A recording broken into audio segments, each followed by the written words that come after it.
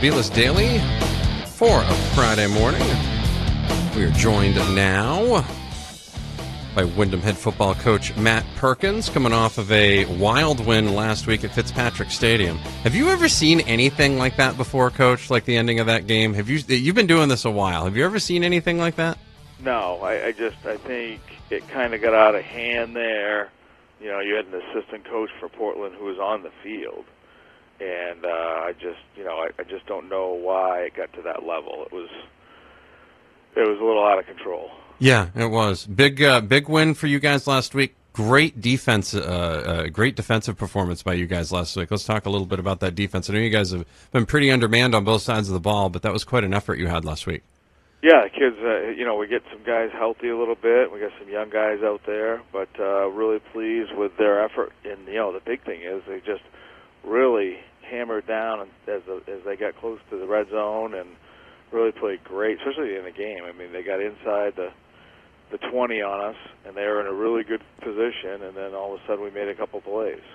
Now, Salem's been doing a really good job on your offense this year. Wasn't able to perform on Saturday on the offensive side of the ball. Was I correct in noting that he was he on the defensive side of the ball last week, or is he out completely? Who is this? I'm sorry. With Mr. Salem, your running back there. Yes, he has a broken thumb. Ah. Yeah. So he can play defense, but not offense. No, he was out. He's out completely? Okay. Yes. All right. That was actually Caleb Sidray. He's a freshman for us. And nice. He had the fun task of trying to cover Mr. Foley, who's a really good receiver for Portland. But he did a really good job. No, he really did. That's very impressive. I'll make sure I get my updated rosters from you when I get there tomorrow. Make sure everything's all straightened out there. This Oxford Hills team, really tough one, homecoming for them. What do you know about Mark Soren's squad this year? Well, I mean, typical Oxford Hills team. They're big and physical. They always have the get-off-the-bus guys that you call, where did you get those guys? I mean, they're big and physical. They play downhill. They love the run game. They got a really good running back who can break it at any time. The quarterback, he's trying to figure it out. I guess he's a basketball player, but he's a big kid. And seen him throw it 40, 50 yards in the air, so he can let it rip. No, he certainly can. He can, and also if you need him to come out of the bullpen, he can pitch for you too. So which is really cool. You just call the righty in. You just call in. Coach, you got a question? Yeah, I was going to say, Coach, it's been an interesting. We've called it an upside down. Other than you've stayed at or near the top, and the other teams have kind of flip flopped. Pretty wide open, I would say, in Class A North this year. Yeah, I think you're right. It's every week's been a battle, and this is a pivotal one. As far as the heel points go, this game is vital tomorrow, and could really put us in a good place where we only have 2 more conference games left. So I'm really hoping we can take care of business and find a way to kind of contain 8 and find a way to score. They do a really good job on defense. Coach, how do you guys manage it when you guys have guys that are out with injury? I mean, this isn't the Patriots. You can't just go signing guys off the street. I mean, how do you guys work the depth charts, especially when the depth charts aren't quite as full of depth as they were possibly at the beginning of the year? Right. Well, I think the off-season work's helped a lot. I mean, for instance, the Sidray kid, he was with us in the JV 7-on-7, and not many programs do JV 7-on-7. And in fact, there's only 4 of us that do it down here, and we do it on Friday mornings at 8 a.m. to 10, during the summer. And that was when this summer I was coaching JV 7-on-7. This kid's very coachable.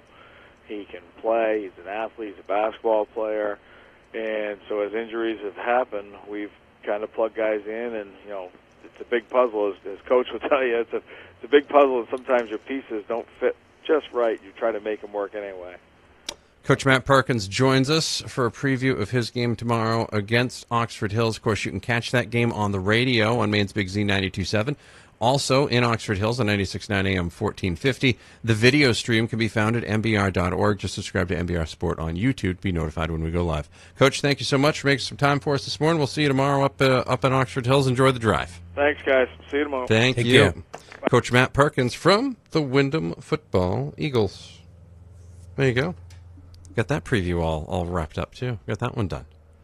I feel good now. I feel accomplished. I feel Feeling like you're back on the track now? Feeling like I'm back on track. We're going to take a break. We'll come back, and when we come back, we'll have Mike Lowe from the Portland Press-Herald. He will be discussing the New England Patriots. We'll be taking on the Carolina Panthers this very weekend. Right now, you are listening to the B-List and the B-List Daily from the Spectrum Healthcare Partners Studios across the MBR Radio Network and on Sports Time 780 WTME on your radio. We will be right back.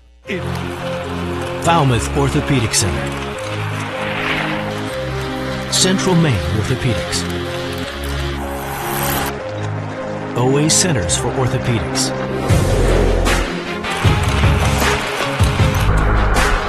All play on the same team. Maine's top orthopedic practices have joined forces for more efficient and affordable orthopedic care.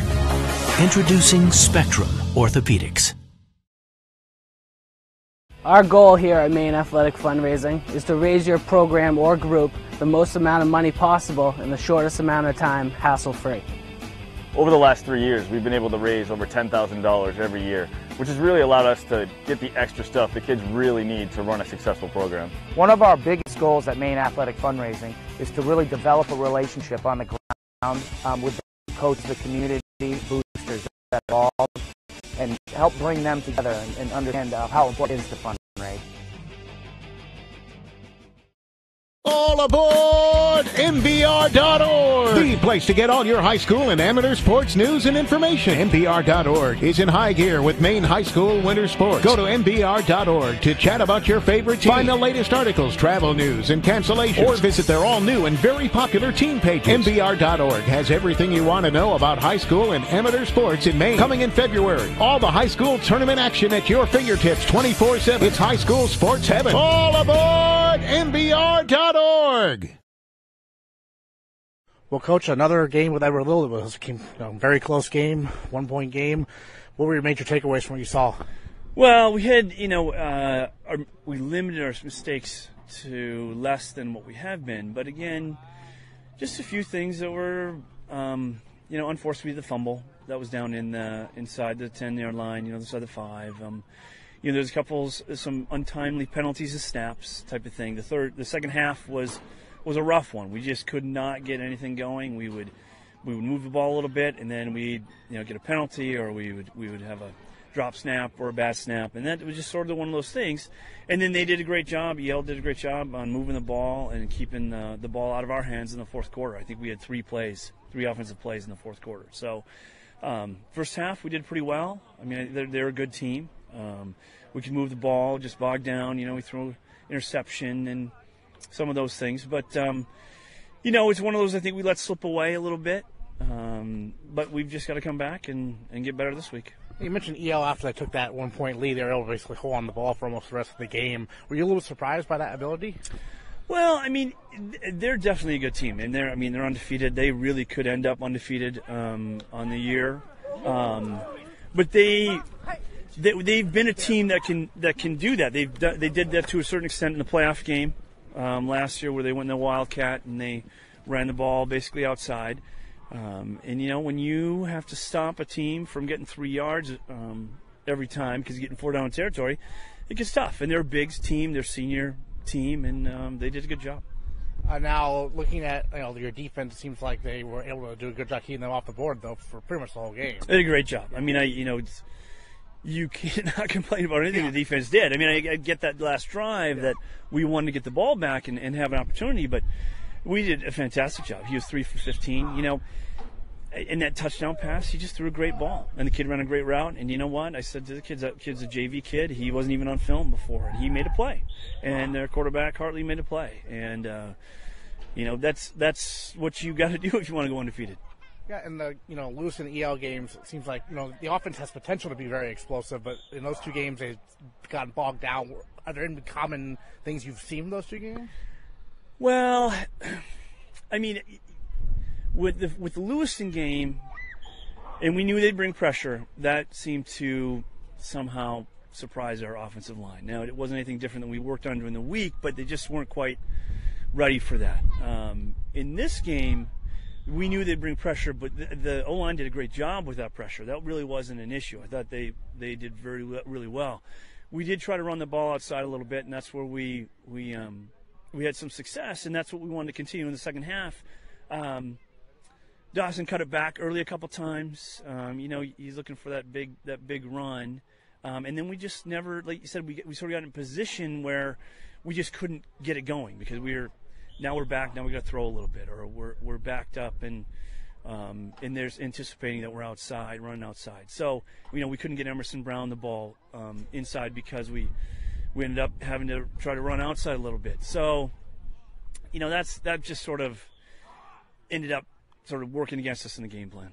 The blocked extra point, obviously the difference in the game. Was that a lesson for your players? Kind of every little detail matters. Yeah, and this is the thing we've been talking about. When you start becoming a good team, you're going to be in a lot more closer games. Like a lot more of the closer games. So which we have been. And on that one, it was a little bit of a high snap, but it wasn't anything outrageous. I mean, Tasker did a fantastic job getting the ball down, and it was it really wasn't that high, but it just distracted Dawson for a second. He kicked the middle of the ball.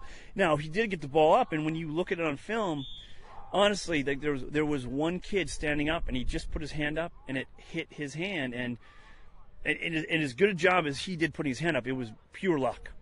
So right.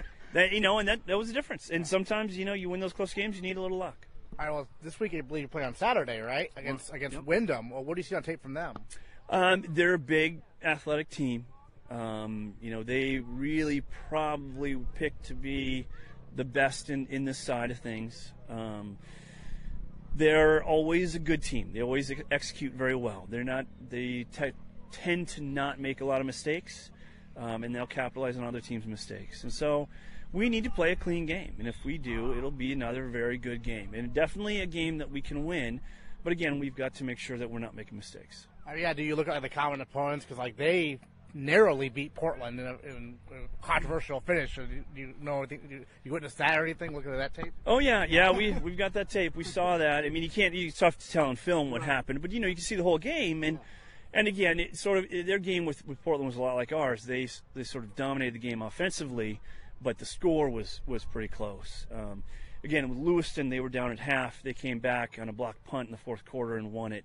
And that is typical Windham. Windham is able to make sort of those big plays at those timely moments. And then they played Chevrolet, who we haven't seen yet. But so we have common opponents that are all very close. Like this side of things, I mean, I don't even care. I don't know who's going to be 6-5 coming in, but any one of those teams, those top 6 teams, could honestly go to the state championship game come playoff time. How's the team doing health-wise? Well, we're better. We were banged up versus EL. We are down to our 4th string center, but they've been doing a great job responding to that. We did get Parker back this week, and Tasker's back with us. So we're working through that, but that's something that every team works through every year. All right, Coach Soren, thanks so much for your time. All right, thank you. Falmouth Orthopedic Center. Well, Coach, another game with Edward Little. Falmouth Orthopedic Center. Central Maine Orthopedics. OA Centers for Orthopedics.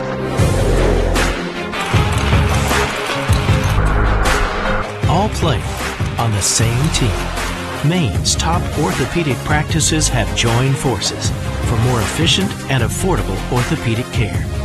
Introducing Spectrum Orthopedics.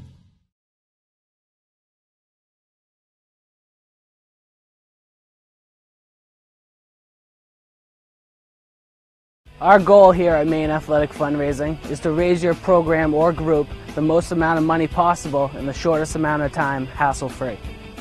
Over the last 3 years, we've been able to raise over $10,000 every year, which has really allowed us to get the extra stuff the kids really need to run a successful program. One of our biggest goals at Maine Athletic Fundraising is to really develop a relationship on the ground with the coaches, the community, and the boosters that are involved, and help bring them together and understand how important it is to fundraise. All aboard MBR.org, The place to get all your high school and amateur sports news and information. MBR.org is in high gear with Maine high school winter sports. Go to MBR.org to chat about your favorite team. Find the latest articles, travel news, and cancellations. Or visit their all-new and very popular team pages. MBR.org has everything you want to know about high school and amateur sports in Maine. Coming in February, all the high school tournament action at your fingertips 24/7. It's high school sports heaven. All aboard MBR.org.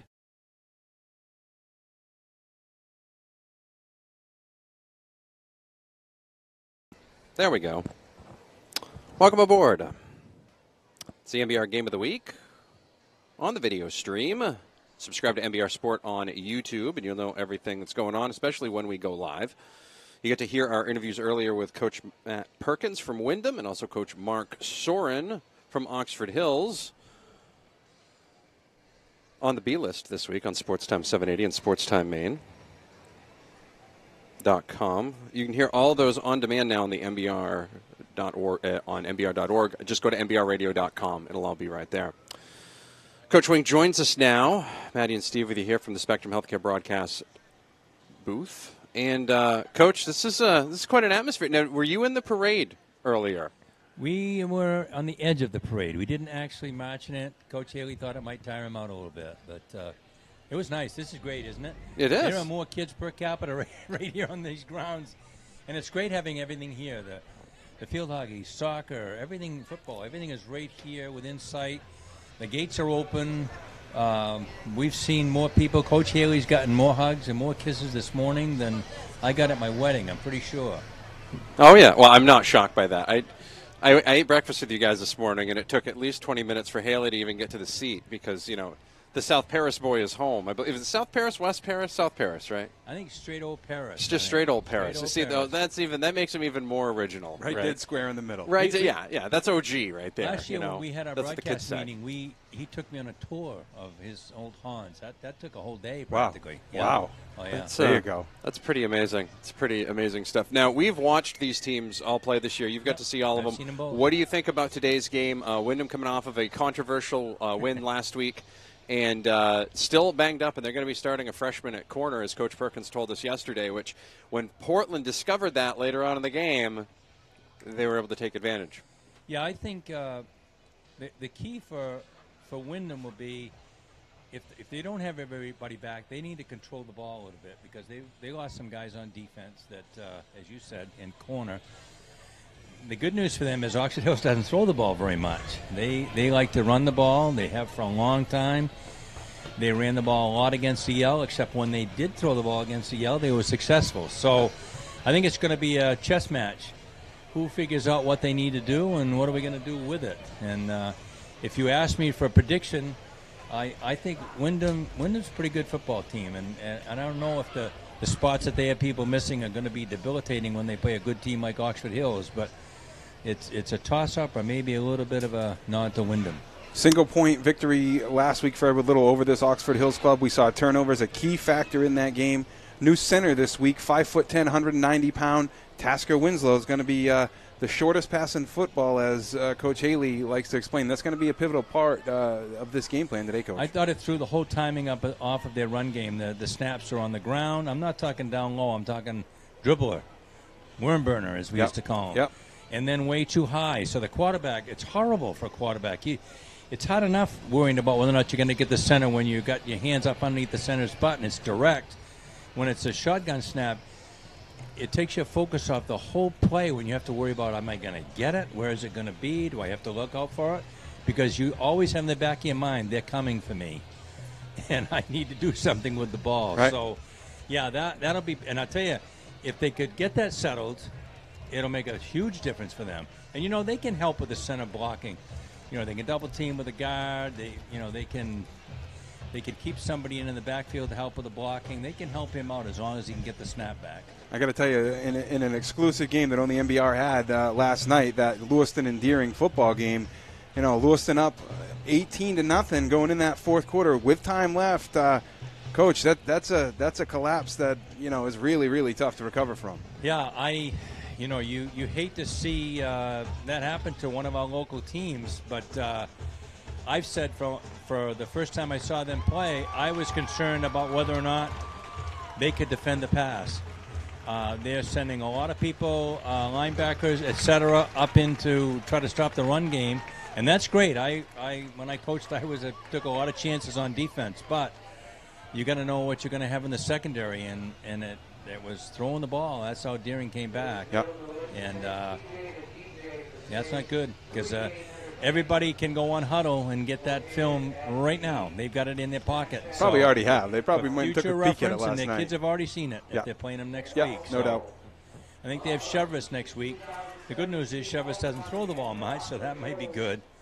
But Chevrolet's come off of a big confidence-building win yesterday. And it sounded like, I just read the tweets last night, it sounds like they killed off the last 7 minutes by controlling the ball and keeping it out of the opponent's hands. So that's a big win, and Portland goes 0-5.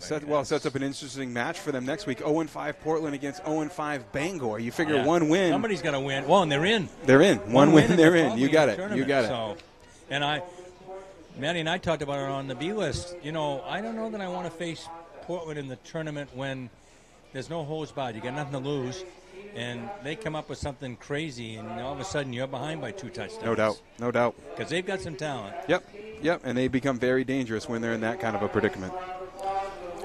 You can catch Coach Wing on the B list weekdays from 10 a.m. to noon with me on Sports Time 780 and SportsTimeMaine.com. You can listen to all those episodes on demand right now. Just go to MBRradio.com. That's MBRradio.com.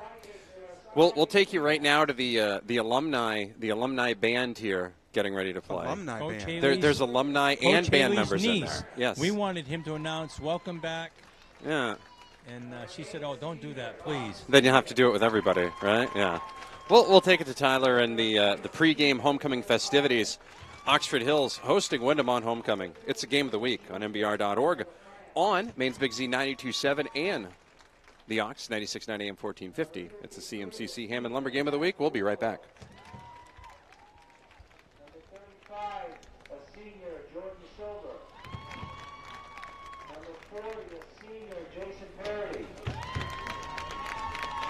Number 49, a sophomore, J.J. Worcester.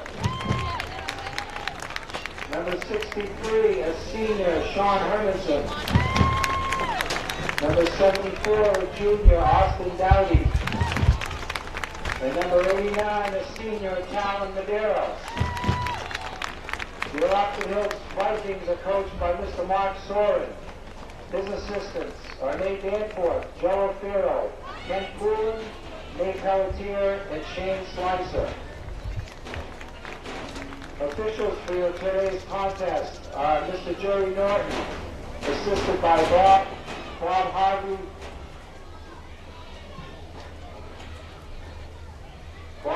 Webster, Peter Brigham, Walter Morris, Frank DeConzo, and Russell Hirsch. Now at this time, ladies and gentlemen, will you please rise?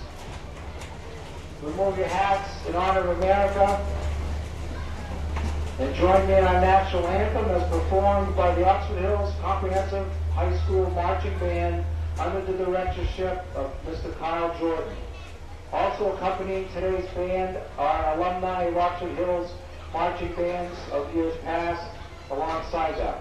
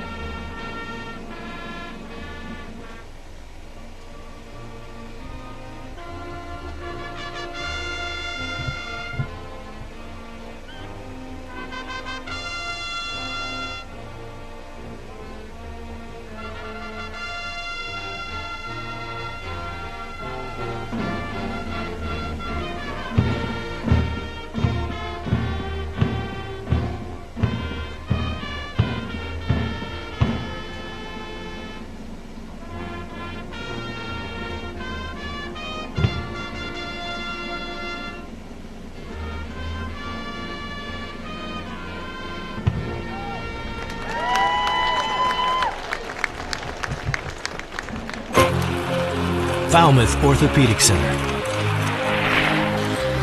Central Maine Orthopedics, OA Centers for Orthopedics,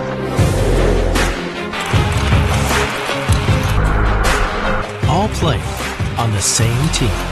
Maine's top orthopedic practices have joined forces for more efficient and affordable orthopedic care. Introducing Spectrum Orthopedics. Our goal here at Maine Athletic Fundraising is to raise your program or group the most amount of money possible in the shortest amount of time, hassle-free. Over the last 3 years, we've been able to raise over $10,000 every year, which has really allowed us to get the extra stuff the kids really need to run a successful program. One of our biggest goals at Maine Athletic Fundraising is to really develop a relationship on the ground with the coaches, the community, and the boosters that are involved, and help bring them together and understand how important it is to fundraise.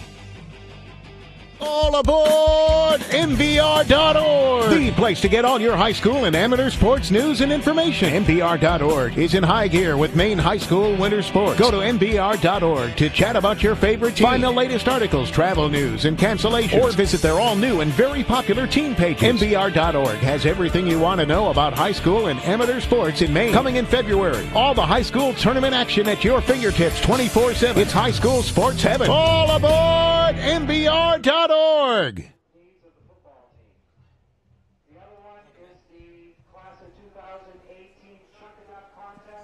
The Chuck-a-Duck contest is happening at halftime, by the way, in case you were making sure on that. We've got to see that a couple of times now. Yes. So and you know what? I have not successfully seen a duck chucked. Nor have either one of us chucked a duck. No, that is also not happening today.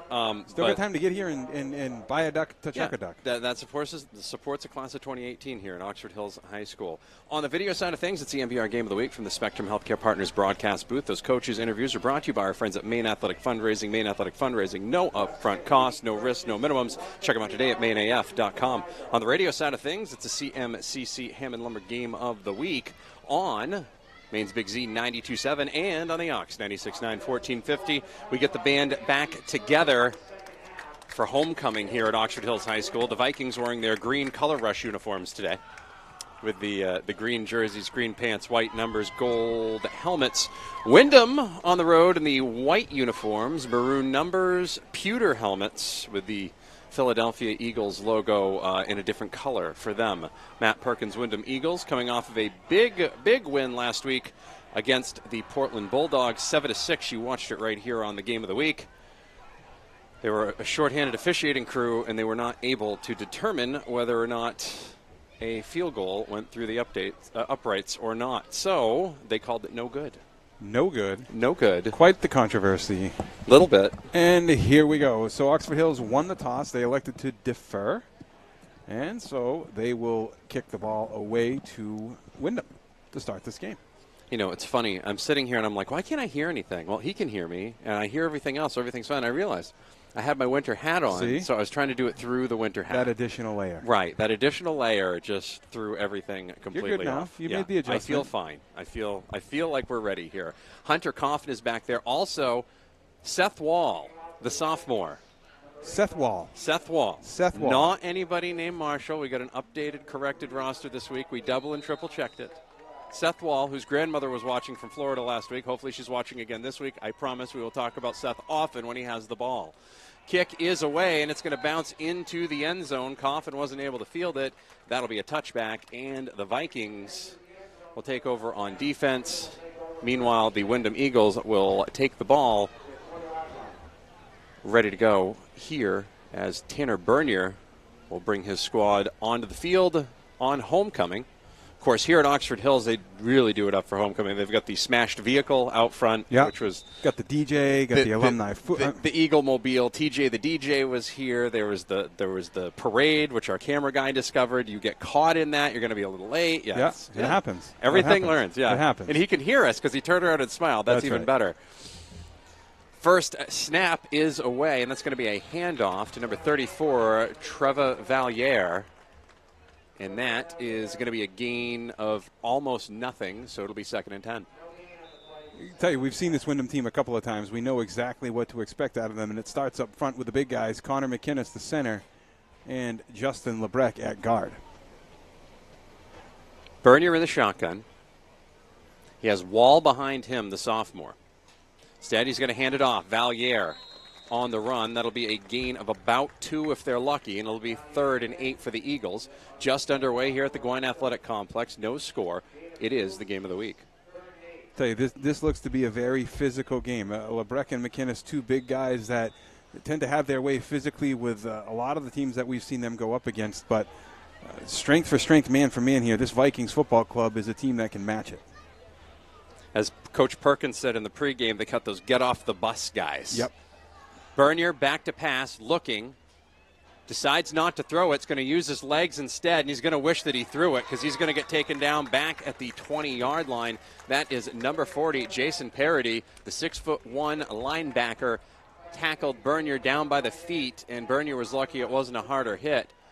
Windham's going to have to punt 3 and out here at Oxford Hills. I think there's a lot to be said about this Vikings football club. The fact that they kept those Eddies scoreless for 3 quarters of football. I mean, there's a very vaunted defense, and right there, a good defensive set coming out on the first drive of the game for the Eagles.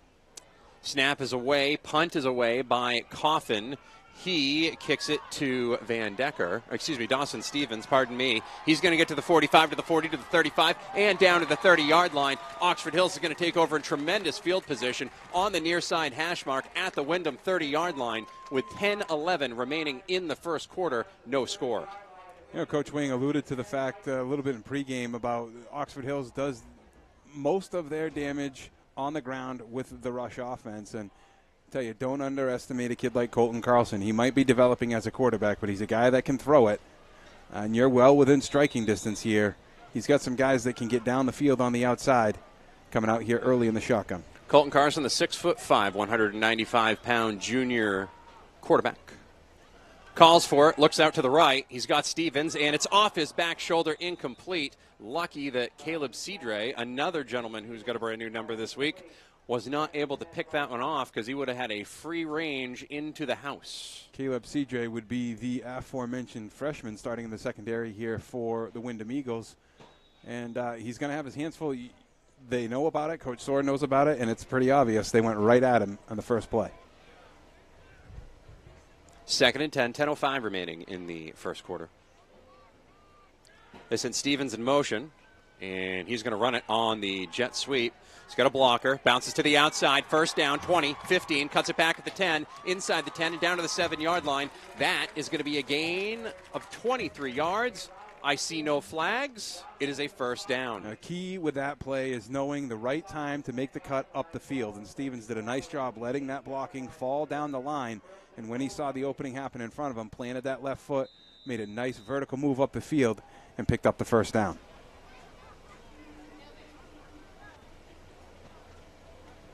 Carson comes in from the bench.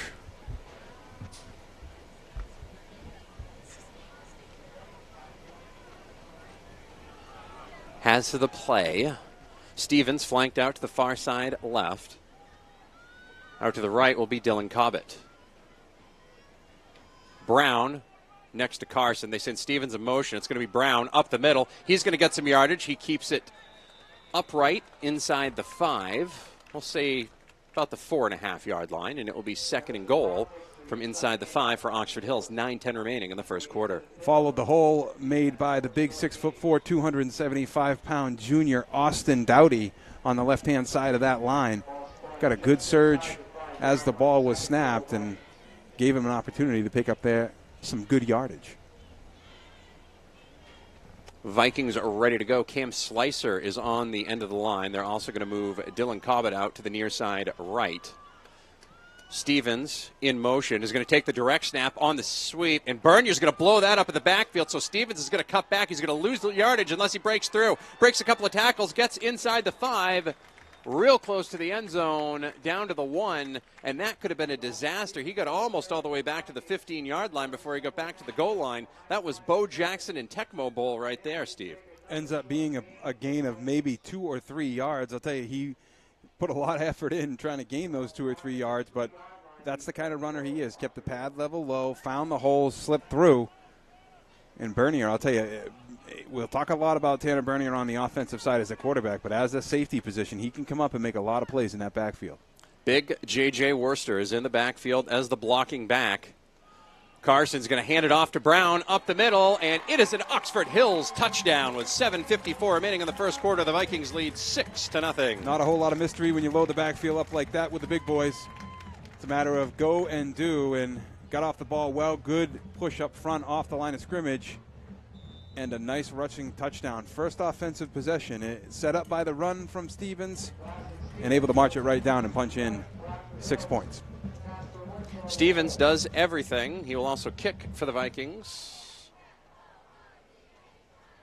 Hold down. Kick is up. Kick is good. 7-0 Oxford Hills on homecoming. We'll be back in 30 seconds on the video side of things. We'll be back in 1 minute on the radio sides of things. It's the game of the week. Falmouth Orthopedic Center. Central Maine Orthopedics. OA Centers for Orthopedics.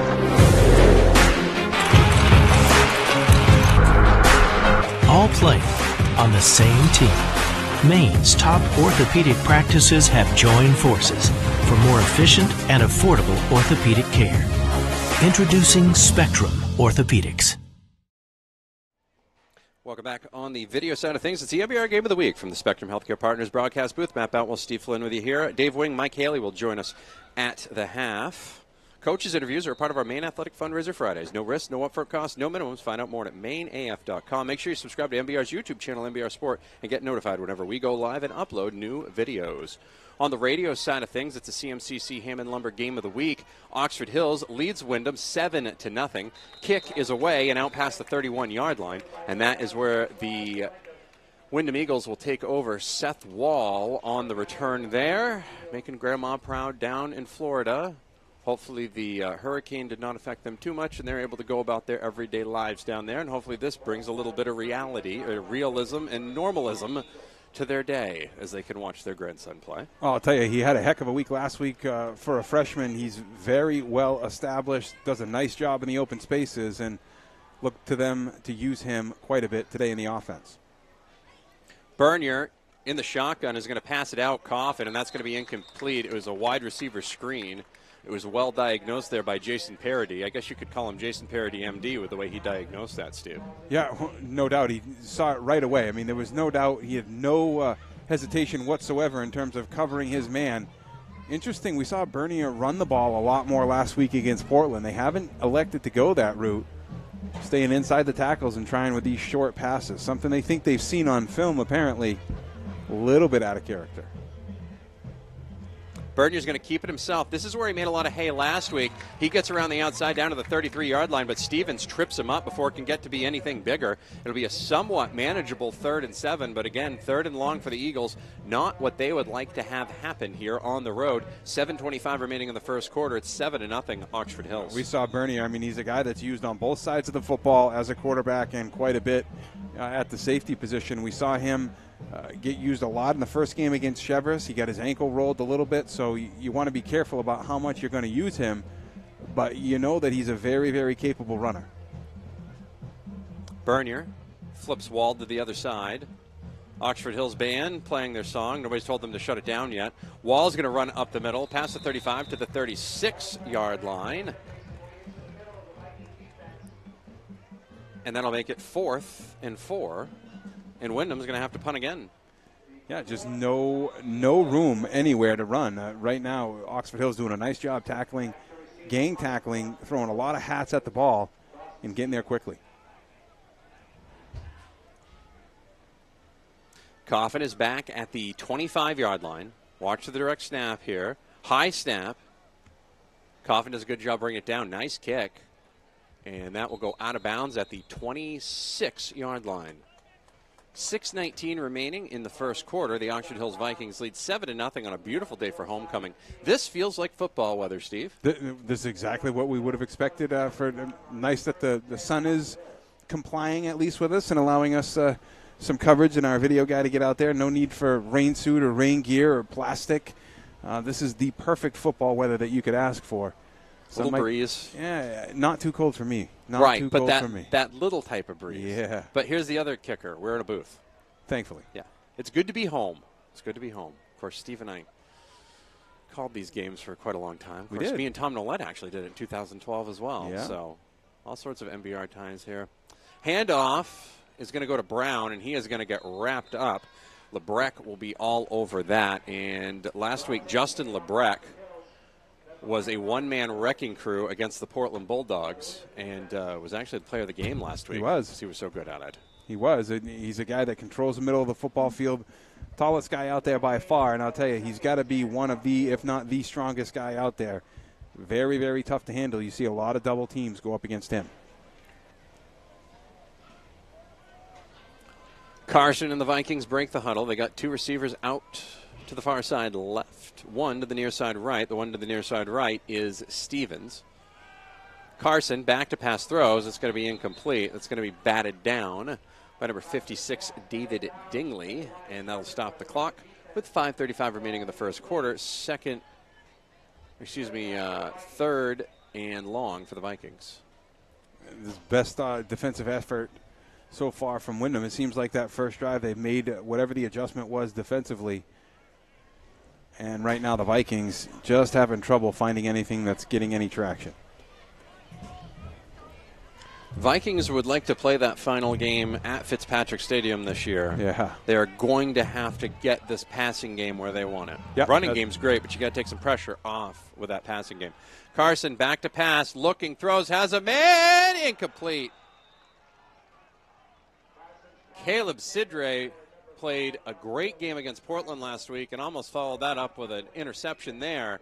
He was looking for Slicer out in the flat. Boy, Slicer was open behind him, had nobody between him and the end zone, had that ball just cleared Sidre's hands. Nice play by him going up and knocking it away.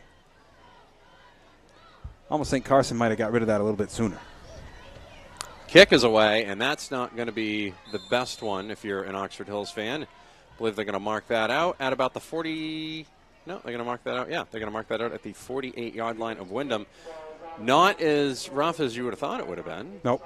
But Windham will still take over in their own yard. However, they'll be right next to Oxford Hills. Windham at their own 48-yard line. There are 5 minutes, 20 seconds remaining in the first quarter. 7-0 Oxford Hills. Quite a night last night around the state. Of course, if you're following MBR Radio on Twitter, only one place was there for the very end of the Lewiston-Deering game. Lewiston was up 18-0. Deering came back with 19 unanswered points in the fourth quarter to win. Check out MBR Radio and check out the MBR Spectrum Spotlight to see what happened in that one. Handoff, Hall up to the 50-yard line, gain of 2, 2nd and 8 for the Eagles. Stevens on the stop there. Also, Dylan Cobbett at the feet. A lot of the times that we saw Wall get used last week, he was used out on the edge, not a whole lot in the two gap. Not a physically big kid, but very, very, very talented in the open space. See if they go to the short passes out on the edge to him. Expect him to go to Valaire quite a bit more too. Valaire it is at the line, and Valaire gets stood up. He was stood up big time there by number 74, Austin Dowdy. That was, that looked like a couple of sumo wrestlers meeting in the middle of the mat there. Yeah, Dowdy and Sean Thurmanson, I tell you, they are controlling the middle of the football field. Connor McInnes has not had a whole lot of opposition like he's facing right now with the green and yellow. 4:14 and the clock is ticking in the first quarter. Windham trails Oxford Hills 7-0. It is homecoming here at the Goyne Athletic Complex. Bernier back to pass, looking, throws, has a man that is complete to Coffin inside the Oxford Hills 30 and down to the 28-yard line. Tackled by number 53, who I'd love to tell you who that is, but not on my roster. Not a big deal. It's fine. We'll find it later. That's Tasker Winslow. That is. That's right. That's Tasker Winslow because he's the only change. He is. Yes, that's the only change. That's right. All right, there you go. We're good. Tasker Winslow, the touchdown-saving tackle there. Long time for that play to develop. Credit the offensive line that time for Windham, giving Bernier the protection to sit back there and take time to find Coffin. Let that route develop and hit him in the open space. That's a long time to hold your water if you're an offensive lineman. Yep. Especially in Maine high school football. I mean, that's a lot of times where you're going to see a hold. Didn't do that. 3:40 remaining in the first quarter. 1st and 10 for the Eagles. Bernier's going to run it himself off the left side. He saw something that he liked. Probably didn't like it as much as he thought he would as it gets down to the 23-yard line. Doesn't look like to me like he's hitting the hole with the same authority that we saw him run with last week. A little bit more apprehensive. I don't know. Have you seen that? I look at that Oxford Hills line. I wouldn't want to run it. I wouldn't want to run into that either. I wouldn't want to run into it full speed over and over again either. Yeah. No, I don't feel like that would be the best thing. Certainly understand his position. Bernier looking over to the sidelines.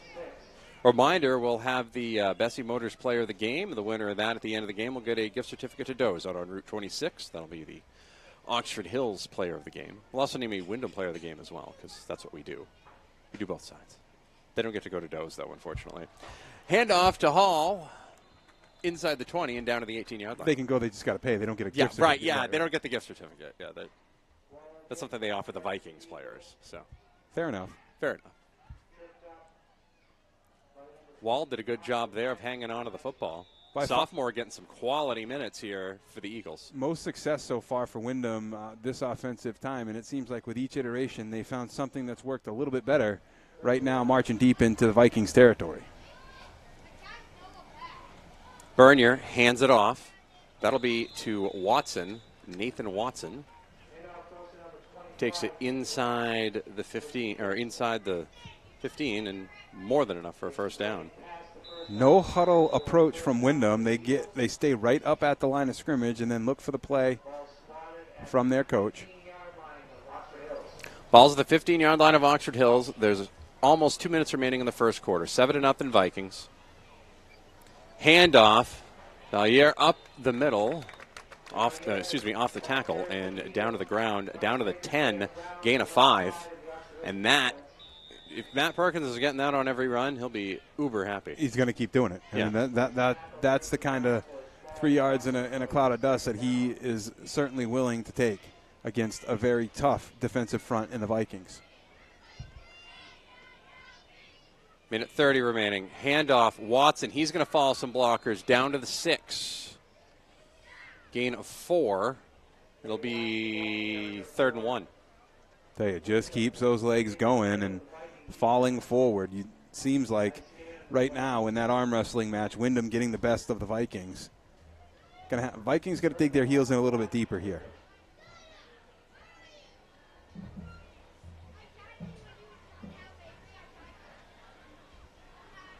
Bernier under center. I formation is going to hand it off Valier, and he's going to get trekked down in the backfield. Parker LaFrance, loss of 1, and it'll be 4th down. Huge play there. Tell you, there was no blocking on LaFrance whatsoever. Able to slip back into the backfield, wrap his arms right around Valier, and bring him down. That's the kind of penetration Oxford's going to need to move this Eagles offense backwards. Approaching 30 seconds remaining in the first quarter. 4th and 1. And Stevens is going to give him a first down because he bit on the hard count. So, time we got, Matty? We're inside 30 seconds, and that's the first penalty that we've seen? Why did we can't. We just. After last week's performance? Yeah, I'm very excited. It's already a drastic improvement for this Windham club. Well, there's a Mr. Norton out there. Mr. Norton's involved. Things are usually okay. Handoff. Watson is going to get tripped up at the 2, and I think that's going to be the final play of the first quarter unless Windham really – actually, they're hurrying up to the line. Let's see what they do. It will be a handoff, and it will go to Watson. He's going to fall forward, and they're going to mark him just shy again. Oh, some indecision that – Nope. The side judge has said, no, you are not in. We will have a 3rd and goal when we get back for the second quarter. End of 1 quarter of play. Oxford Hills 7, Windham nothing. It's the game of the week on MBR.org from the Spectrum Healthcare Partner Studios. On the radio side of things, it's a CMCC Hammond Lumber Game of the Week on Maine's Big Z 92.7 to the Ox, 96.9 AM 1450. We'll be right back. All aboard MBR.org, the place to get all your high school and amateur sports news and information. MBR.org is in high gear with Maine high school winter sports. Go to MBR.org to chat about your favorite team. Find the latest articles, travel news, and cancellations. Or visit their all-new and very popular team pages. MBR.org has everything you want to know about high school and amateur sports in Maine. Coming in February, all the high school tournament action at your fingertips 24/7. It's high school sports heaven. All aboard MBR.org. Our goal here at Maine Athletic Fundraising is to raise your program or group the most amount of money possible in the shortest amount of time, hassle-free. Over the last 3 years, we've been able to raise over $10,000 every year, which has really allowed us to get the extra stuff the kids really need to run a successful program. One of our biggest goals at Maine Athletic Fundraising is to really develop a relationship on the ground with the coaches, the community, and the boosters that are involved, and help bring them together and understand how important it is to fundraise. Falmouth Orthopedic Center, Central Maine Orthopedics, OA Centers for Orthopedics,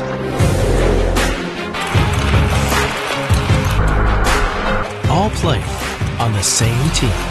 Maine's top orthopedic practices have joined forces for more efficient and affordable orthopedic care. Introducing Spectrum Orthopedics. Welcome back. It's the MBR Game of the Week. Subscribe to MBR Sport on YouTube, and you can watch a video when we go live. On the radio side of things, it's the CMCC Hammond Lumber Game of the Week. On Maine's Big Z 92.7 and the Ox 96.9 AM 1450. When it's homecoming, we bring together all the stations for Oxford Hills. All the old Oxford Hills stations. 7-0, Oxford Hills with the lead. Third and goal for Windham. Bernier into the end zone, touchdown, Windham, and it's 7-6, just like that to start the second quarter. Quick snap count right up to the line of scrimmage. Bernier, as soon as he got up under center, called for it. And that quick snap caught Oxford Hills just enough off guard. Got a good surge in the middle, right off the rear end of Connor McInnes. And there you go. Windham with an opportunity to tie this game up at 7. Liam McCusker will be the kicker. As Ryan Palmer would say, Tanner Bernier will hold it. Ball down, kick up, kick is good. We'll take a break. We'll be right back. It is the Game of the Week. We'll be right back. Falmouth Orthopedic Center, Central Maine Orthopedics, OA Centers for Orthopedics,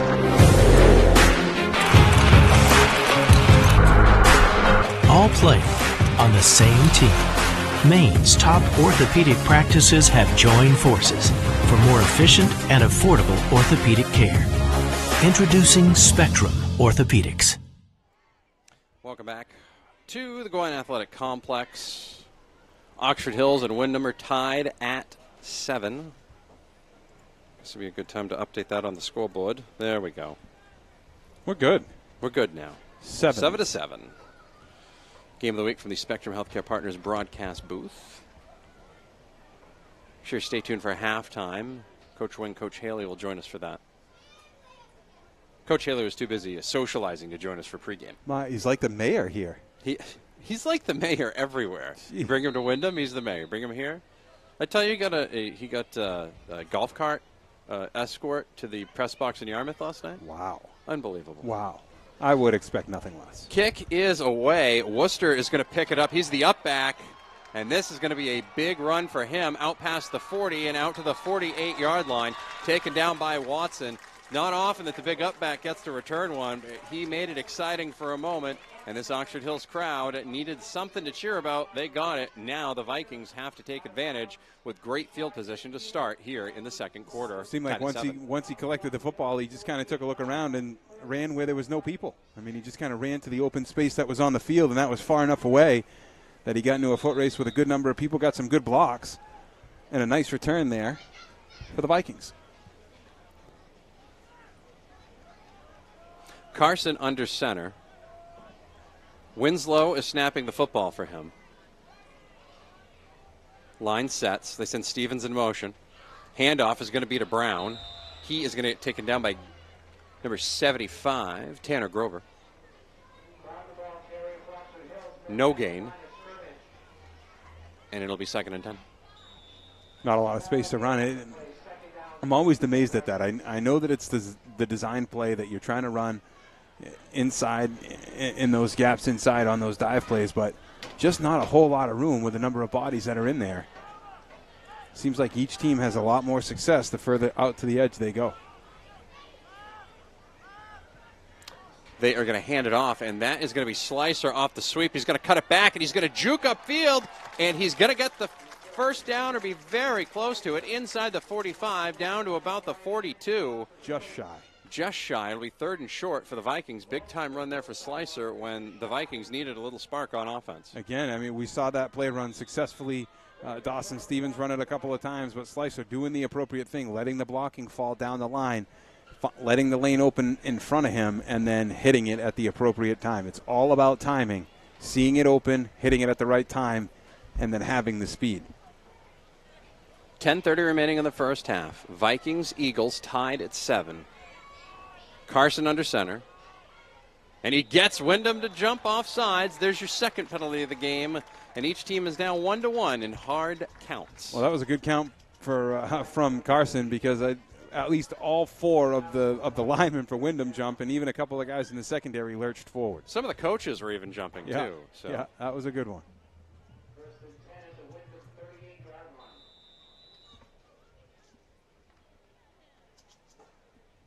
First and 10 for the Vikings at the Windham 38-yard line. LaFrance to the near side left. Slicer in the slot. They send Stevens in motion. He's going to get it off the sweep and run it off to the left. Beautiful spin move, and he's going to get down to the 36-yard line. Gain of 2.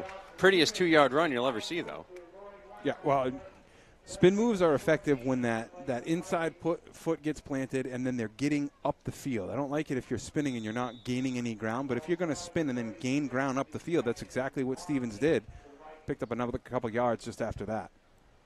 You got to get vertical. Don't waste time going side to side. Vikings break the huddle. Cobbett, Slicer on the left side. They're going to send Slicer in motion this time. He's going to run it, sweep off the side, and he's going to get taken out for a loss of 1 by Bernier. And you got to cut it upfield at some point, and Slicer was waiting to cut it upfield, and Bernier blew through there and knocked him backwards. It's going to be 3rd and long, 3rd and 9. That's exactly what's going to bust up that sweep play, is how soon Bernier can recognize that's what they're doing, find the appropriate hole, and then come up and plug it. He's very, very dangerous. If the D-line for Windham can continue to control some of that blocking scheme up front, you're going to see Bernier continue to pop free. If we keep calling his name, making these tackles, it's telling you the defensive unit is really coming together for Windham, freeing him up. A good play out of that sweep at some point would be Slicer throwing a halfback option downfield, because everybody's going to be running up for it. It's there, Matty. Carson, beautiful play action. Pass is caught by Slicer inside the 15 down to the 14-yard line. And if you're hitting those, it's going to be real tough to defend the Vikings. Vikings found their pass game on that one. 8:31 remaining in the first quarter. Vikings are in deep in the Eagle red zone, inside the 15 down to the 13-yard line. Good clean route that time by Slicer, and Carson able to get the ball out to him very quickly. He could turn, find his defenders, and still make a couple of moves. Nice first down there by the Vikings, and well within striking distance yet again. Carson and the Vikings break the huddle. Brown is the lone back behind him. They send Slicer in motion. He's going to get it on the toss. He's going to have to run around Lebrecht, and as we learned last week, that's not easy. He's going to lose 1. That's an impressive move right there for a guy the size of Lebrecht to shed his tackle, shed his blocker, actually get down the line and tackle a skill guy like Slicer. I mean, Slicer is a water bug. You know, that's not, you're not catching that guy easily. That's like catching a fly with chopsticks. Unless you're Miyagi, it's a little bit challenging. He Miyagi'd him down to the ground right there. 7:30 remaining in the first quarter. We're tied at 7. Windham and Oxford Hills on the game of the week. Creativity was nice, though. I like that little toss out to the side. Another way to get these guys out into some open space.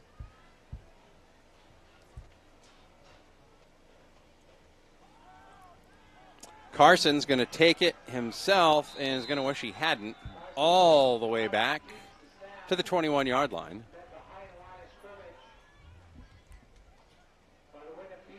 Connor McKinnis that time on the right-hand side of the Windham defense. His responsibility to stay at home. Didn't buy any of the fake from the line. Looked like they were going to lead block to the right. Carson going to play action and then roll out to the weak side. McKinnis stayed in his lane, sniffed it out. 3rd and way long. They got to get inside the 5 down to the 4. We'll call it 3rd and 18. Carson back to pass, looking, throws, has a man, complete.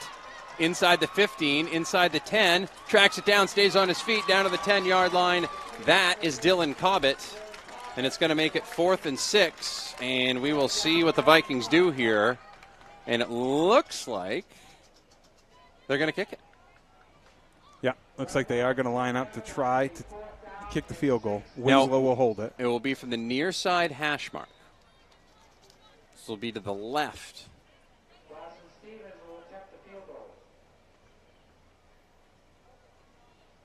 Snap, hold down, kick is up. Kick is good. We have seen everything here today. 10-7, Oxford Hills leads Windham. We'll take a quick break. We'll be right back on the Game of the Week. Our goal here at Maine Athletic Fundraising is to raise your program or group the most amount of money possible in the shortest amount of time, hassle-free. Over the last 3 years, we've been able to raise over $10,000 every year, which has really allowed us to get the extra stuff the kids really need to run a successful program. One of our biggest goals at Maine Athletic Fundraising is to really develop a relationship on the ground with the coaches, the community, and the boosters that are involved, and help bring them together and understand how important it is to fundraise. 10-7, Oxford Hills leads Windham on the Game of the Week. MBR Game of the Week from the Spectrum Healthcare Partners broadcast booth. Of course, those coaches' interviews are brought to you by our friends at Maine Athletic Fundraising. MBR All-Star Weekend happening November 18th and 19th. To nominate players or to accept an invitation, visit mbr.org.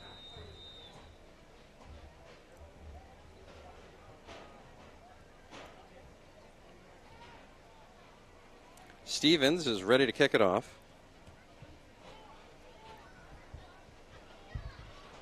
Inside the 10, and Coffin's going to let that one bounce. That was an educated kick. That was a gamble, too, because that could have died right at the 6. He intended to pick that thing up until it got about 2 feet from the sideline, and then he was like, hey, maybe I'll let it go out. Maybe that'll dog leg to the left a little bit. And it did. And it did. Smart. On the radio side of things, it's a CMCC Hammond Lumber Game of the Week on the Ox 96.9 AM 1450 and Maine's Big Z 92.7. That'll be first. Actually, I believe Oxford Hills is going to have to kick it again, is what they're going to make them do here. I believe that is what they're going to make them do as they line them up again. Oh, push them back and make them kick it all over.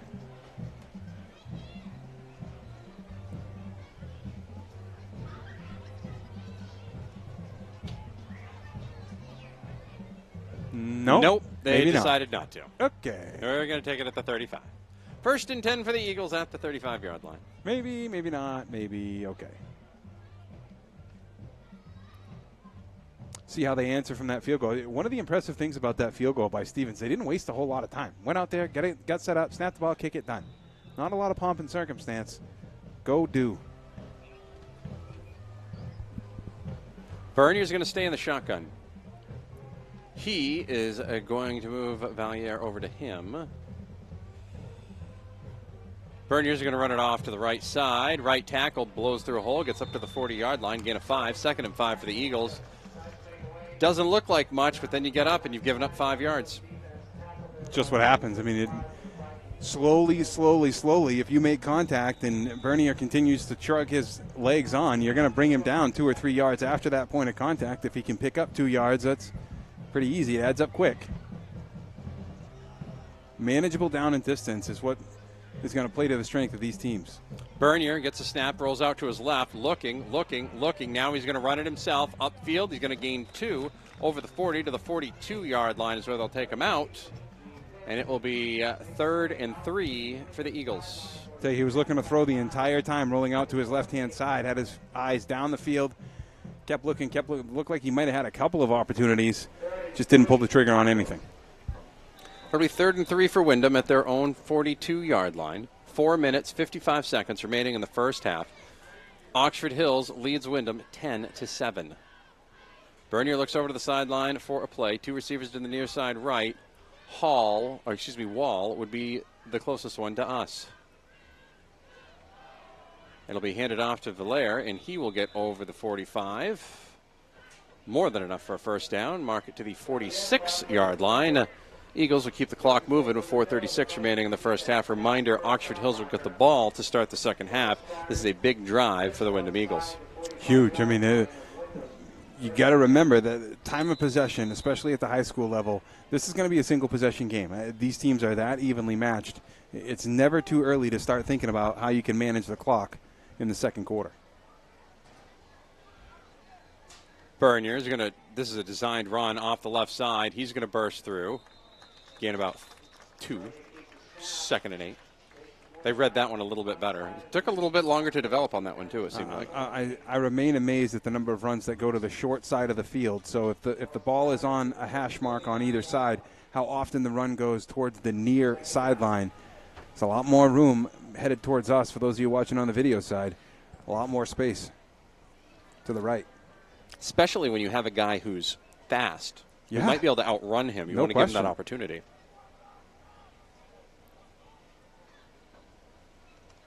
Bernier's going to hand it off. That'll be Wall up to the 48-yard line. And it'll be 3rd and 3. Haven't seen the big play. That's what we haven't seen. Both teams have defensively done a nice job of eliminating that big play, that 40, 50, 60-yard run. We'll see whether or not that becomes a factor here as we progress in this game.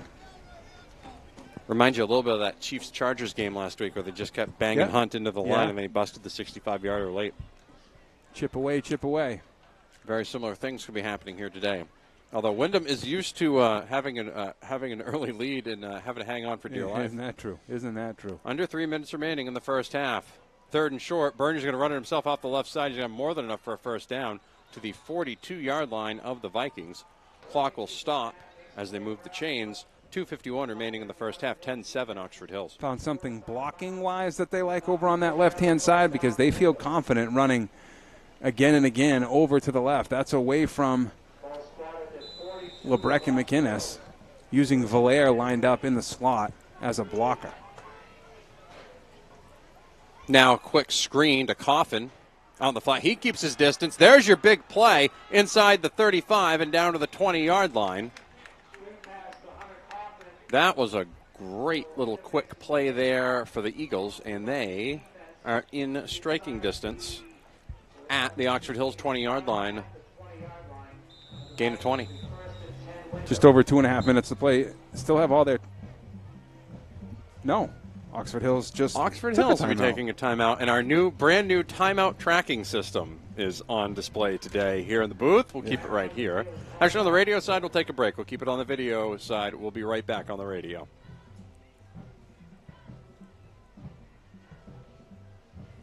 Keeping it here on the video side of things, I want to remind you that the MBR team pages, Sports Fields in Monmouth, Hometown Veterinary Care, Dixon's Country Market, Magic Falls Rafting, the Asian Cafe, and Paul & Sons Garage are all sponsors of the MBR team pages. Get on your team's team page, and MBR might come to your town. Visit mbr.org/advertising for more details.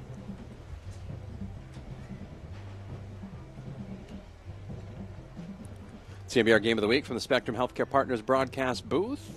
Matt Boutwell, Steve Flynn with you here. Alex keeping us back on the air at the Gleason Media Palatial Estate Studios in beautiful downtown Norway, Maine. On the radio side of things, it's a CMCC Hammond Lumber Game of the Week on Maine's Big Z 92.7 and the Ox 96.9 AM 1450. You can listen online at mbr.org if you can't watch it. Video stream is there as well. Handoff. Valaire inside the 20 down to the 18-yard line. Actually, they'll mark him down to the 16-yard line. Make 2nd and 6. Not a lot of mystery for the Eagles, but you haven't seen them get stopped for no gain. They've been able to get 1, 2, 3, sometimes 4 or 5 yards, but progression. Bernier's going to run it off that left side again. They're going to over-pursue, and he's going to bounce it back the other way, and he's going to have nothing but green grass and hopes and dreams in front of him. Runs to the corner, and he gets over the outstretched arm of the tackler. Touchdown, Eagles. Bernier outran Cobbett to the corner, and it's 13-10 Windham. A designed run from the jump that time, and Bernier trying to get through to the left-hand side, but had pressure into the backfield, turned him around, and came all the way towards us, the long side of the field, and just a huge open space, a lot like we saw the return earlier from Worcester. McCusker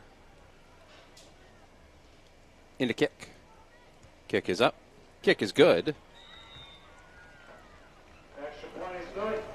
14-10, Windham leads Oxford Hills.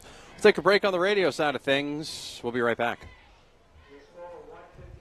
On the video side of things, we'll take a break as well. It is the MBR game of the week. All aboard MBR.org, the place to get all your high school and amateur sports news and information. MBR.org is in high gear with Maine high school winter sports. Go to MBR.org to chat about your favorite team. Find the latest articles, travel news, and cancellations. Or visit their all-new and very popular team pages. MBR.org has everything you want to know about high school and amateur sports in Maine. Coming in February, all the high school tournament action at your fingertips 24/7. It's high school sports heaven. All aboard MBR.org. Welcome back. On the video side of things, anyway, it's the MBR Game of the Week from the Spectrum Healthcare Partners broadcast booth. This Friday, we'll be at Levitt, heading over to Tenna. Cape Elizabeth and Levitt. That'll be on the Big Stick, 92.7, Sports Time 780, and video stream at mbr.org. Right now, the Game of the Week is on 92.7 and the Aux, 96.9 AM, 1450. Oxford Hills trailing Windham 14-10 on the CMCC Hammond Lumber Game of the Week. Kick is away, then dropped and recovered. That was Cole Dunham, who had it for a moment and didn't have it quite as well as he thought he did, and he had to fall on it back at the 27-yard line. 1 minute, 49 seconds remaining in the first half. Windham leads 14-10. Oxford Hills has the ball to start the second half here. You don't want to do anything silly and give Windham a chance to get another score, but at the same time, you'd like to take advantage of this time on the clock and try to take advantage of the double possession that could set up here. Protect the football. Protect the football. That's the key message right here at this point in the game, especially in your own territory. Squeeze that football extra hard. Thornton Academy, Bonnie Eagle are tied at 7. Carson back to pass, throws, has a man, and it is incomplete. Cedre was there. The pass was intended for Parker LaFrance. He couldn't come down with it. Stops the clock with 1:42 remaining in the first half. Don't get many of them like that, Steve. Well, Carson trying to take a big bite right there. I mean, that was a long pass. I don't know that he's got much more arm strength than that in terms of how far he can stretch it out. Put a lot of air underneath that. That gave the opportunity for the secondary in Windham a whole bunch of time to put eyeballs on it. And Cedre almost hauled it in. He's had a couple that he's almost picked from Carson. Got to be careful with that pass. Stops the clock too, Matty. Plays to the advantage of Windham. Windham still has all 3 timeouts remaining as well. Stevens gets it on the handoff. He bounces it down the sidelines, and he's going to shoot out of bounds at the 29-yard line. Gain of 2, 1:36 remaining, and Steve Windham still has all 3 of those timeouts, and it's a 3rd and long for Oxford Hills here. Big down for them. Just before Oxford Hills took its first timeout, I was about to say neither team having used any of its timeouts, and that's smart management. Coach Perkins very aware of the fact that he's got those 3 timeouts, and seems like he's found some success on the offensive side. A few plays that he feels very comfortable with.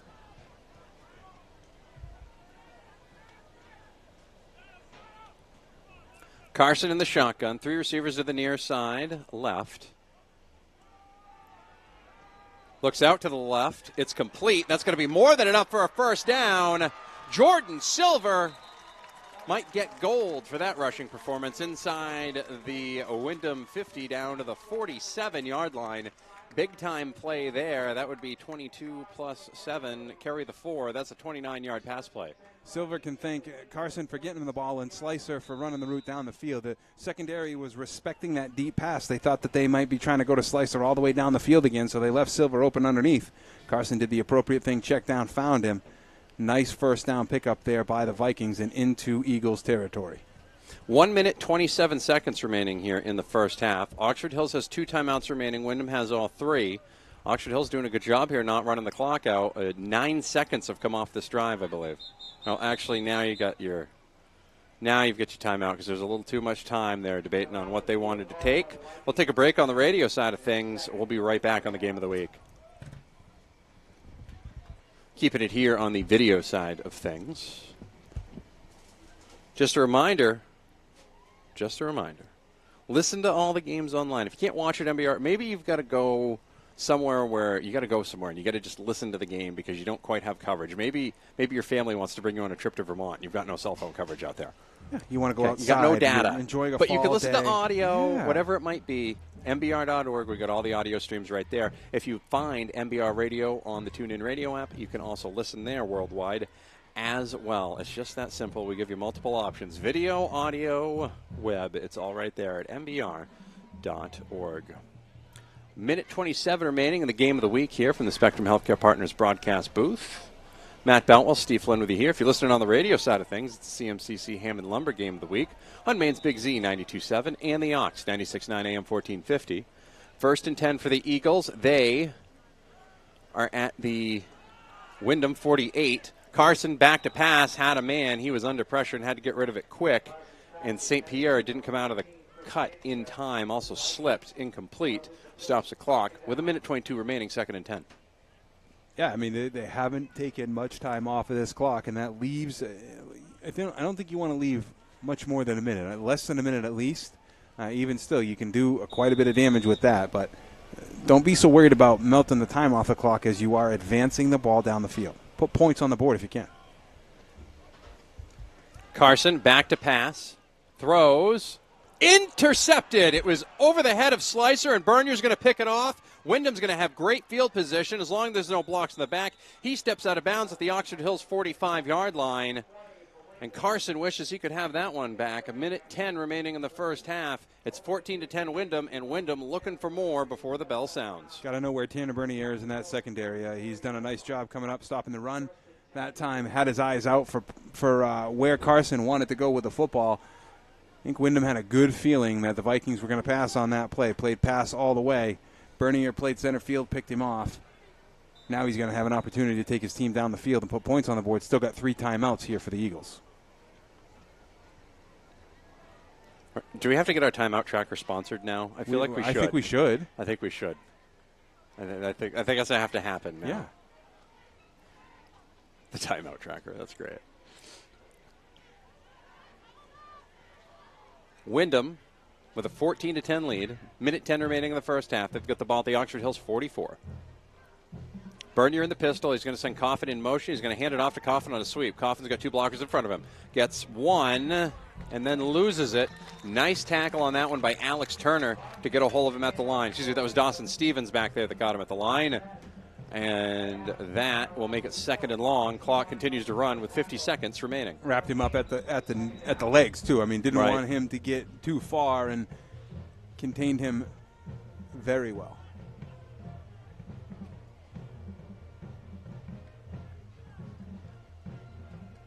Bernier back to pass, looking, throws. He has a man. It's intercepted. That is going to be Parker LaFrance. He's going to get it back to midfield, to the 45, cuts it back upfield, gets over the top of Bernier down to the 41-yard line. Bernier with a German suplex to get LaFrance down, but with 27.3 seconds remaining in the first half, Windham and Oxford Hills exchange turnovers, and the Vikings still have a chance to get the double possession with a 1st and 10 at the Windham 41-yard line. 1 timeout remaining here for the Vikings. Oh, textbook play that time by LaFrance. Got down low, good low center of gravity, backpedaled, stayed in the back pedal, saw the pass come out of Bernier's hands and made a quick jump at the ball. And I'll tell you, as soon as he made that interception, Matty, he knew right where to go with it. Found the open space and got up the field, giving the Vikings another scoring opportunity here at the end of this first half. Cobbett jumps onto the field. He's going to be far side right. Line sets. Winslow snap. Back to Carson. Looking. Goes to throw it. Breaks away. Throws it. And incomplete. Intended for Silver. Stops the clock at 20.5 seconds remaining. 2nd down. Boy, Carson defending, shedding one defender anyway. Looked like it was McInnes that got into the backfield, able to throw him off of his back, still step up into that pocket and deliver a good ball down the field. He's got the arm strength, Matty. I think it's a matter of recognition. He's got to anticipate, not necessarily wait until these guys are open, anticipate where they're going to be open.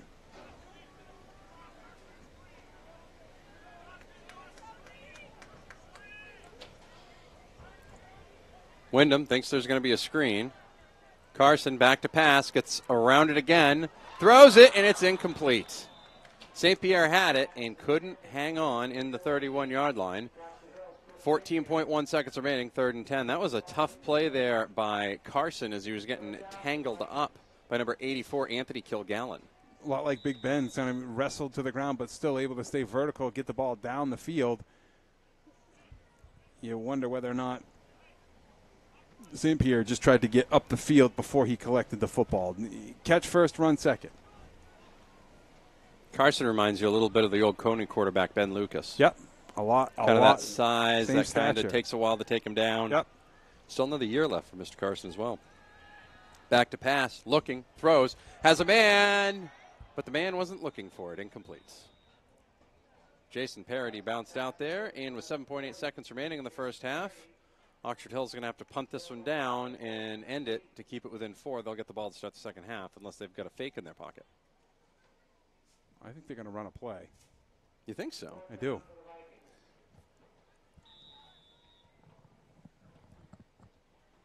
Yeah, they're not going to come out in punt formation here. They're going to call a play out.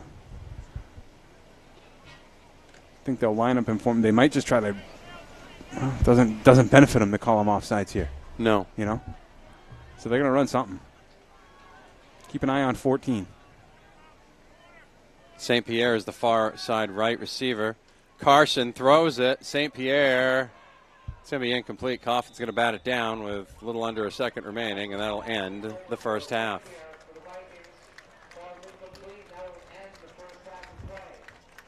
Windham gets 2 touchdowns. Oxford Hills got on the board first, but Windham answered back. They lead 14-10. We'll take a break on all sides of things. It is the game of the week. Falmouth Orthopedic Center.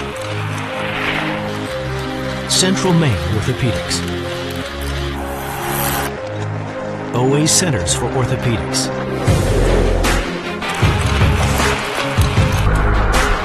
All play on the same team. Maine's top orthopedic practices have joined forces for more efficient and affordable orthopedic care. Introducing Spectrum Orthopedics. Our goal here at Maine Athletic Fundraising is to raise your program or group the most amount of money possible in the shortest amount of time, hassle-free.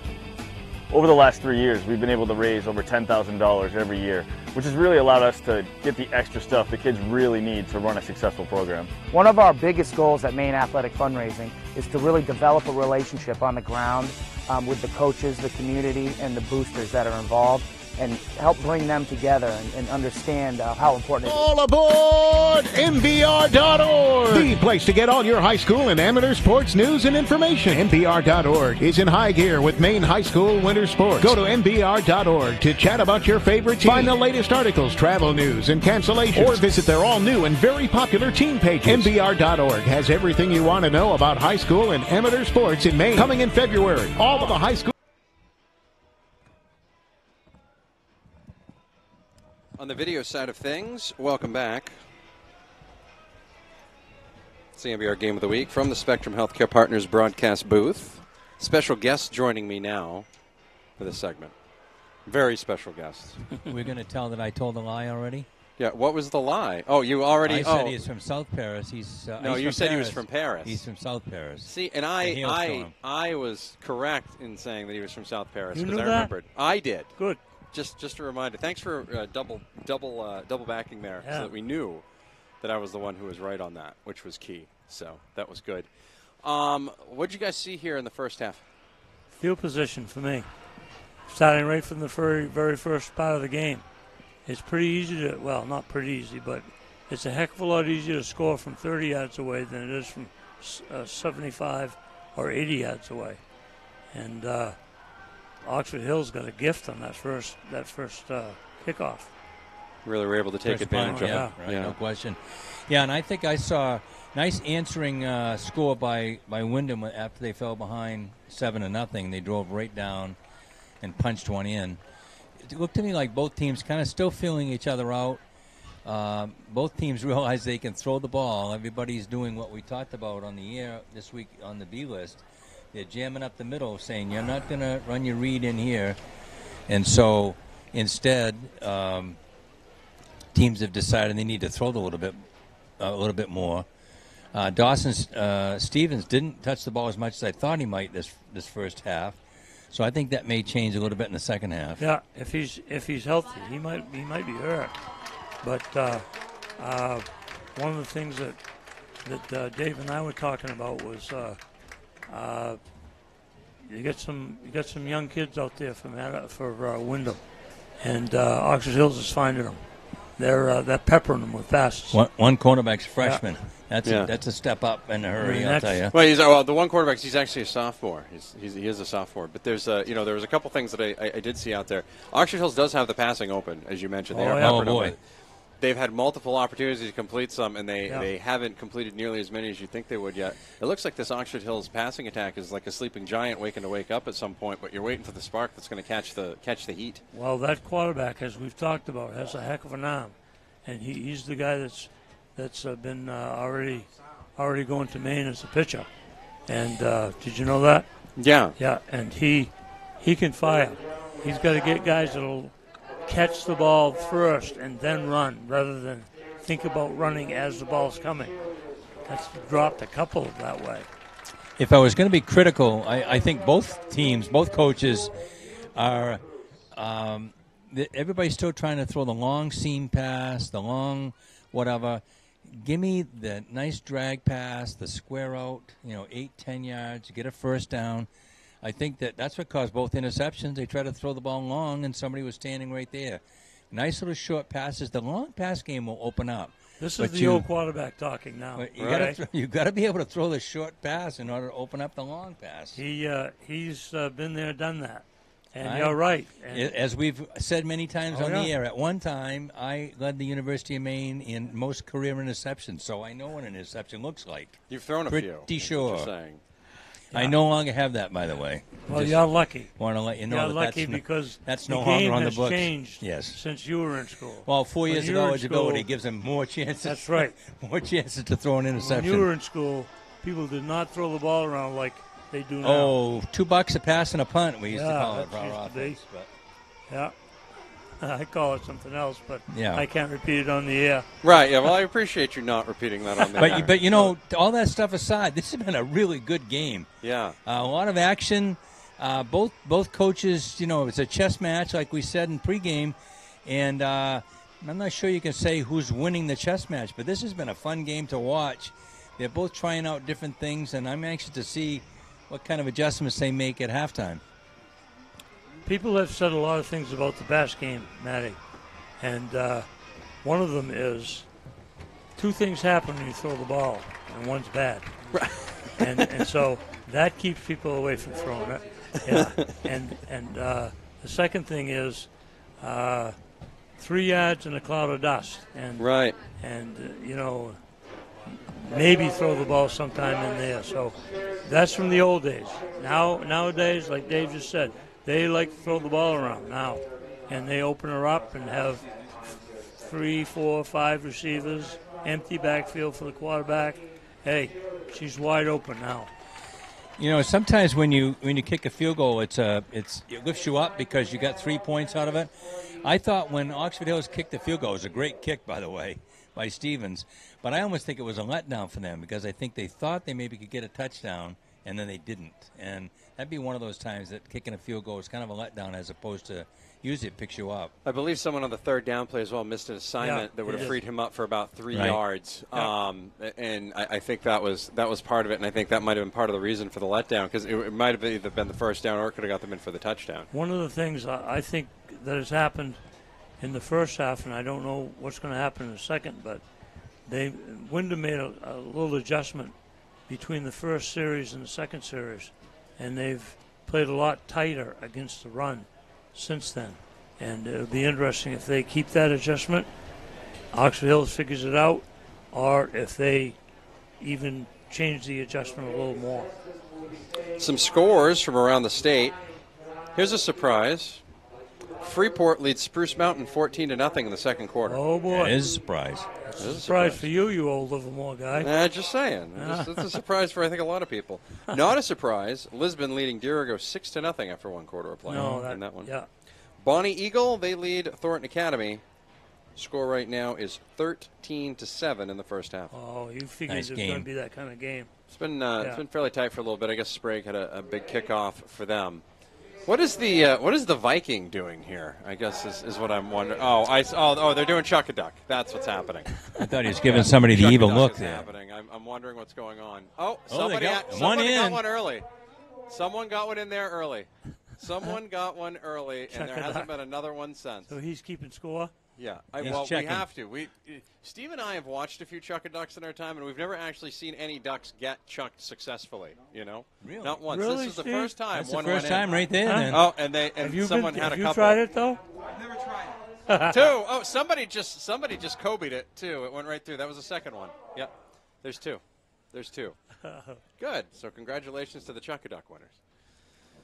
Oxford Hills homecoming here today. Now, was it always was homecoming always this big when you were doing this here? No. No. In fact, you got to remember how far I go back now. 1961 was my graduating year.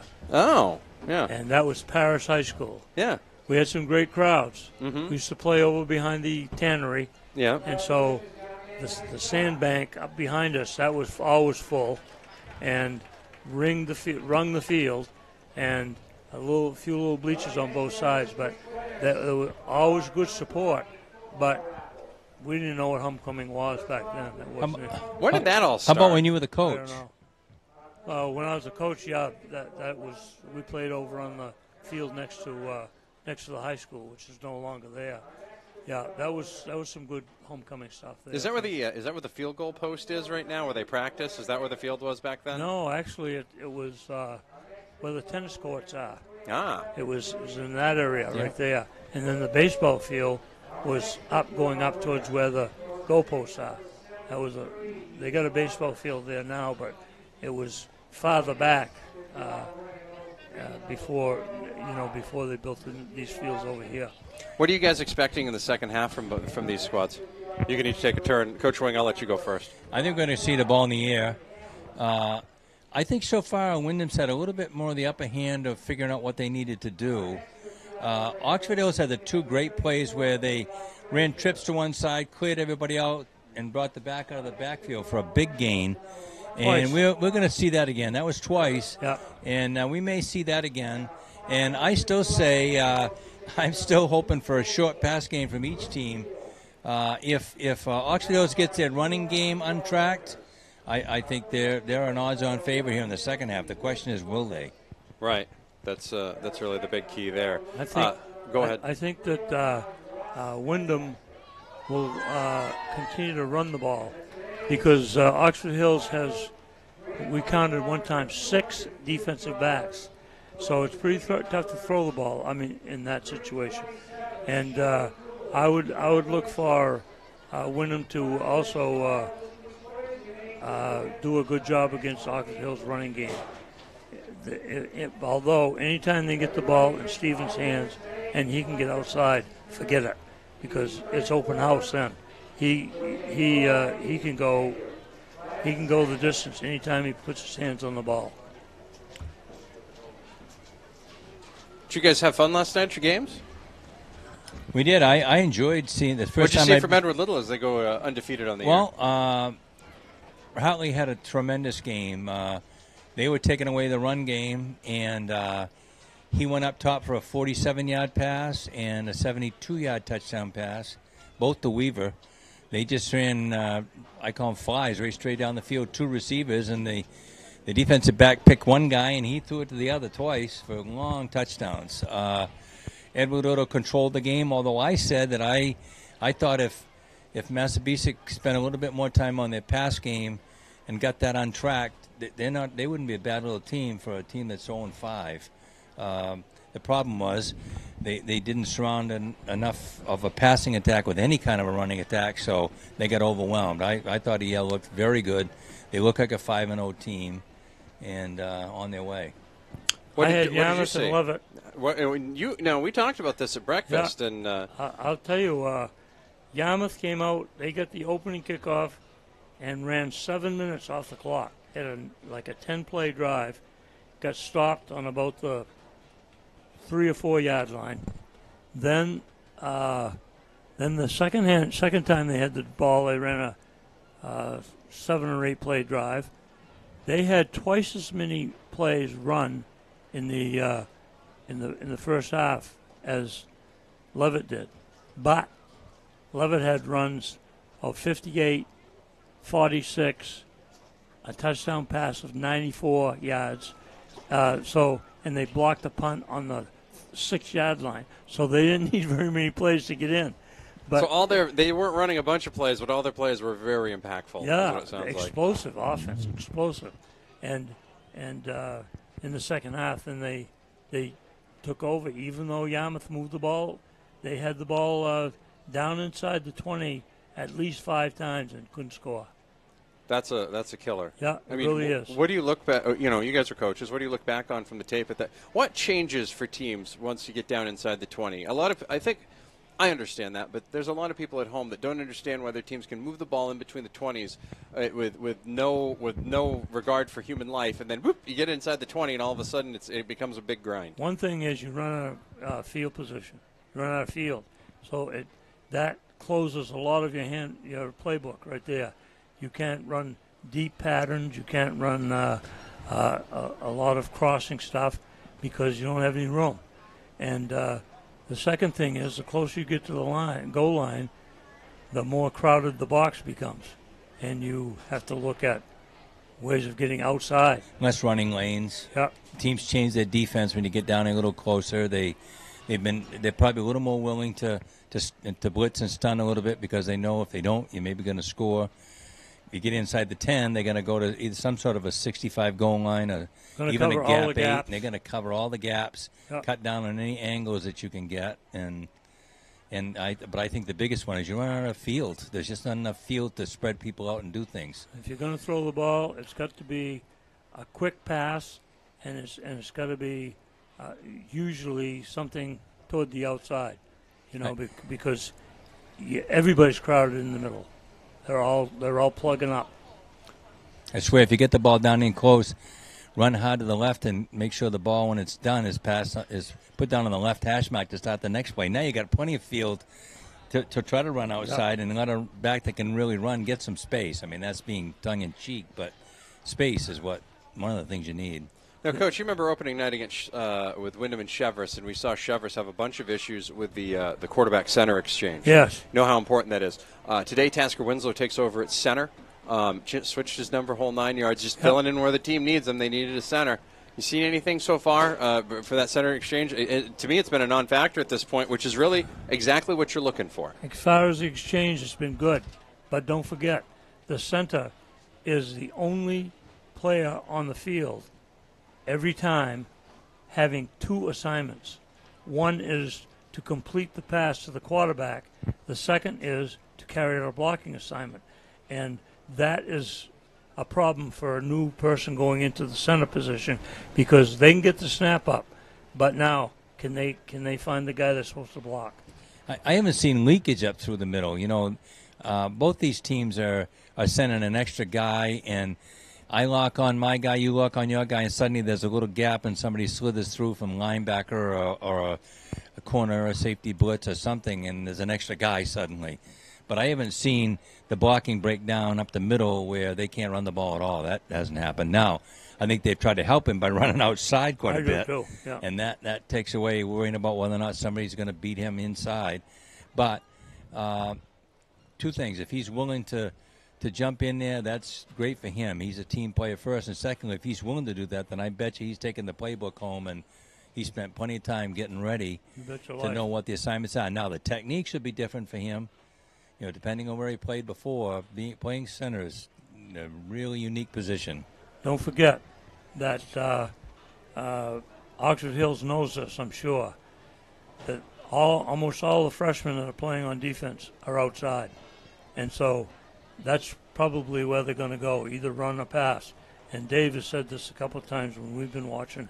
He said, they know where the freshmen are, don't they? Yeah, you get because they're attacking them. Well, that's good coaching out there, that's number good. 13. And that's the way they should. Cedre was the one last week who was wearing Salem's number on the field and caused a little confusion. Once they discovered Griffin Foley was guarded by him, all of a sudden Griffin Foley was finding the ball and Portland was finding some offense last week. So you wonder if maybe you'll see that a little bit from Oxford Hills here in the second half. They're putting Bernie, the quarterback who's playing safety, is playing free safety over the top to try to help him. So in other words, he's got the short game and maybe an outbreak, and then Bernie has got anything long. So technically, they shouldn't be able to throw the ball long on the freshman because he's got some help over the top. Hopefully. You hope. Yeah.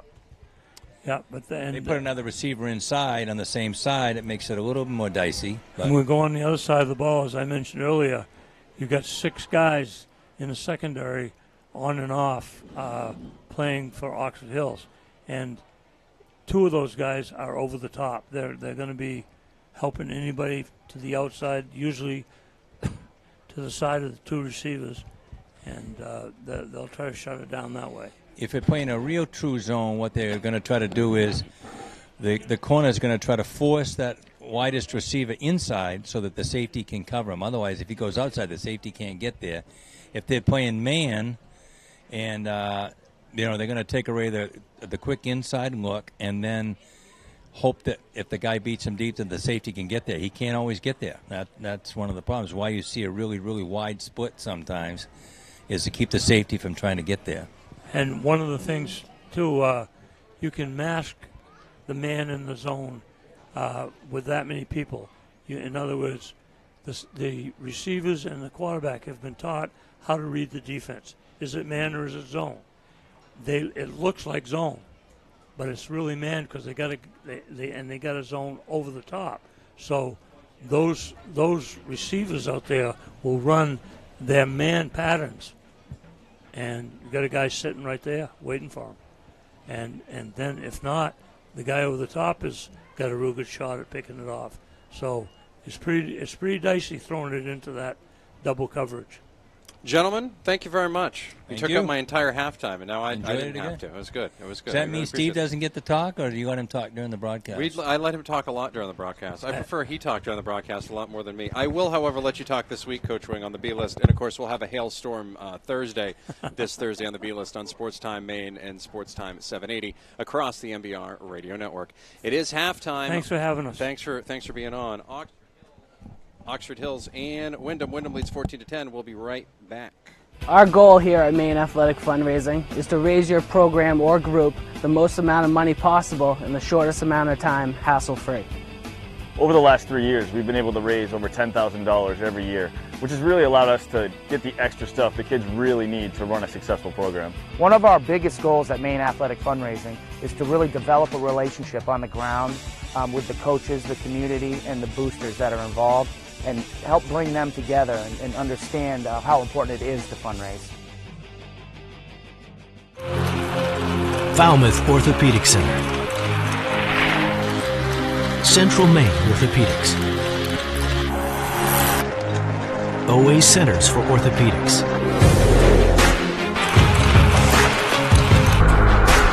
all play on the same team. Maine's top orthopedic practices have joined forces for more efficient and affordable orthopedic care. Introducing Spectrum Orthopedics. All aboard MBR.org, the place to get all your high school and amateur sports news and information. MBR.org is in high gear with Maine high school winter sports. Go to MBR.org to chat about your favorite team. Find the latest articles, travel news, and cancellations. Or visit their all-new and very popular team pages. MBR.org has everything you want to know about high school and amateur sports in Maine. Coming in February, all the high school tournament action at your fingertips 24/7. It's high school sports heaven. All aboard MBR.org. Matt Boutwell, Steve Flynn with you here. Game of the week, MBR Game of the Week, is emanating from the Spectrum Healthcare Partners broadcast booth. Spectrum Healthcare Partners, the presenting sponsor of MBR.org. We thank them for their long-time service of that, allowing us to expand and grow. I also want to thank our friends at Maine Athletic Fundraising. Maine Athletic Fundraising is a big sponsor of our coaches' interviews. Of course, our coaches' interviews can be found during Maine Athletic Fundraiser Fridays on the B-List Daily. If you can't catch those live, you can always catch them on demand. Just go after the show to mbr.org. You'll see the official B-List Daily thread right there. Want to thank our MBR team page sponsor, Sports Fields in Monmouth, Hometown Veterinary Care, Dixon's Country Market, Magic Falls Rafting, the Asian Cafe, and Paul & Sons Garage. If you would like to get on your team's team page, and trust me, we've got a team page for everybody, MBR might even come to your town. Visit mbr.org/advertising for more details. Make sure you subscribe to MBR's YouTube channel, MBR Sport. Get notified whenever we go live or upload new videos like we are right now. And, of course, you can listen to all the games online if you can't watch at mbr.org. Also, a reminder, MBR All-Star Weekend is happening November 18th and 19th. To nominate players or accept an invitation, visit mbr.org. Quite a fun first half. Yeah, I mean, what we expected. I thought we would see a 21-14 game. I really think that it's going to say a single possession game between these two clubs, very evenly matched. Didn't see a whole lot of penalties, some good, clean football. I think a lot of what Coach Haley and Coach Wing had to say at the halftime was just so important. The key thing that I picked up on is how is this Oxford Hills Vikings offense going to be able to throw into that tiered defensive unit? It seems like the secondary for the Eagles has Carson's number, and they had at least in that second quarter. So we'll see what kind of adjustments Coach Soren made at the halftime here, because Oxford's going to get the ball to start here in the second half. Kick is away. It will be fielded for a moment. It will be fielded by Colby Van Decker. He's going to get over the 35 and out to the 39-yard line, close to the 40. It wasn't super pretty, but it was effective. Yeah, he didn't collect it right away, but took a couple of steps, able to still pick it up and get up the field anyway. Field position, another key important point made by Coach Haley at the halftime. And right away, the Vikings starting with good field position here in their first possession.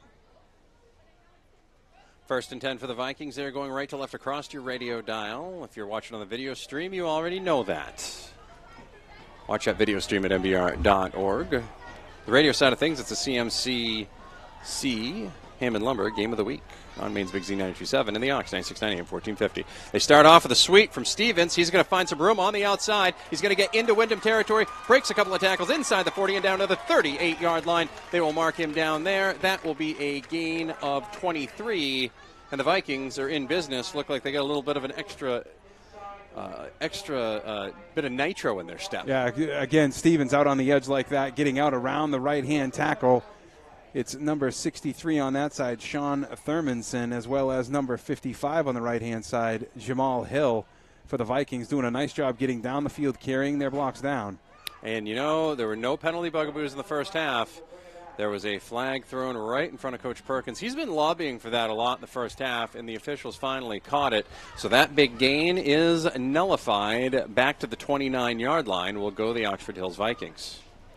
Tell you, we haven't seen any issues with that center quarterback exchange. Tasker Winslow has done a nice job at the center position here for the Vikings, and you know, really not playing. Windham's not playing with a 5-man front, 4-man front. They're not lining somebody directly up over him, so he's able to snap that ball and then get off and find his man. Carson back to pass, looking out to the right. That's going to be out to the left. That is complete. They're going to say that he caught it, and it's not the NFL. Even though it popped out at the end, they're going to say it was a complete catch out to the 45-yard line. Good play there by Dawson Stevens. Yeah, if the guy in the black and white says it's a catch, it's a catch. That's how it works at this level, and so you go with it. Nice pickup that time coming out of the holding penalty for Oxford Hills. Reminder on the radio side of things, Maine's Big Z 92.7 FM, also the Ox 96.9 AM 1450. We bring all the stations together for the Oxford Hills homecoming game. It is the game of the week, CMCC Hammond Lumber Game of the Week. Carson in the shotgun. He's got Emerson Brown off to the right. We're live from the Spectrum Healthcare Partners broadcast booth. 3rd and 5 for the Vikings here early in the third quarter. They send Stevens in motion. They're going to run it up to Brown up the middle. Instead, it's going to be Carson. He's going to fumble it. He lost it. Oxford Hills, I believe, is on top of it, but Windham thinks they've got it. They do. Don't have to unclog that pile as Justin Lebrecht, who made all sorts of big plays last week against the Portland Bulldogs, makes another big one here. The Windham Eagles snuff out the Vikings' first drive here in the second half, and they are in business at the Oxford Hills 46-yard line with 10:34 remaining in the third quarter. Was a play fake, and Carson was going to keep it, but just didn't protect the football, did not. Slipped out of his hands. Looked like it fell in front of Dawson Stevens, and it looked from this angle like Stevens fell on it.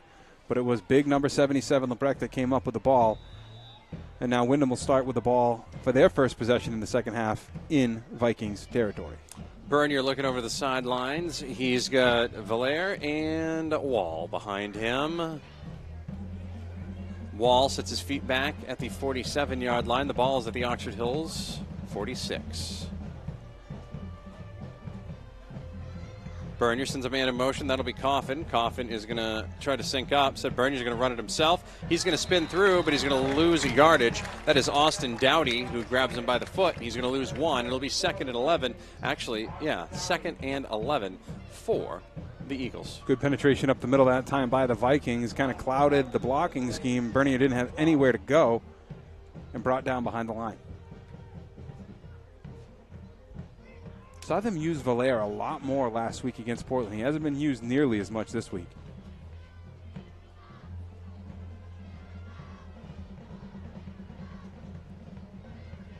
Bernier calling out the plays. Back to pass. Looking. Has Coffin. He's open on the slant. He hangs on to it, and he got crushed. And they're going to call a penalty on that. Ooh. That was a great tackle there by LaFrance. Hit him with the shoulder in the chest, and they're going to call a 15-yard penalty for something here. Let's see what they call it. Jerry Norton's getting the call. I think they're going to call a hit to the head. No. It looked like it for a minute, but no. Got him in the chest. That's a tough one. And now you're going to get a 15-yard unsportsmanlike there as Coach Soren just went off on the official. So let's tack on another 15 on that. The officials have appeared here in the second half, well, ladies you know and gentlemen. What? There's going to be video replay of this one. Yes. That's what it comes down to. And right. Look, that guy caught the ball, turned back to the middle. He was hit in the upper chest. Didn't look to me like that was a head-to-head. That's as clean of a football hit as you can see. That's a heads-up hit.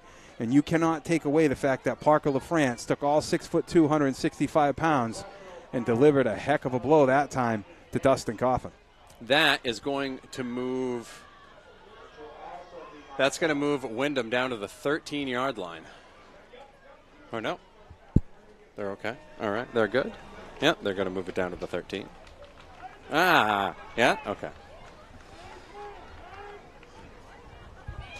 I'll just go ahead and say that there are others that are in this facility that may think a little more strongly of that call than us. Slightly disagree. Just in case. A few people in the stands, too. So a couple of the stands weren't too impressed. Nobody on the sidelines was happy either. So. But at the end of the day, guess what? That's 30 extra yards on the end of that play. Correct. So now you got to figure out a way to keep Windham out of the end zone.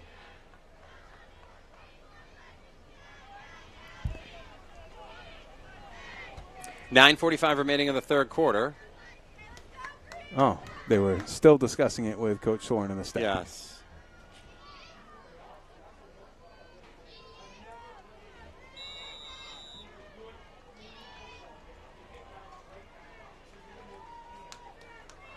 They get the clock rolling.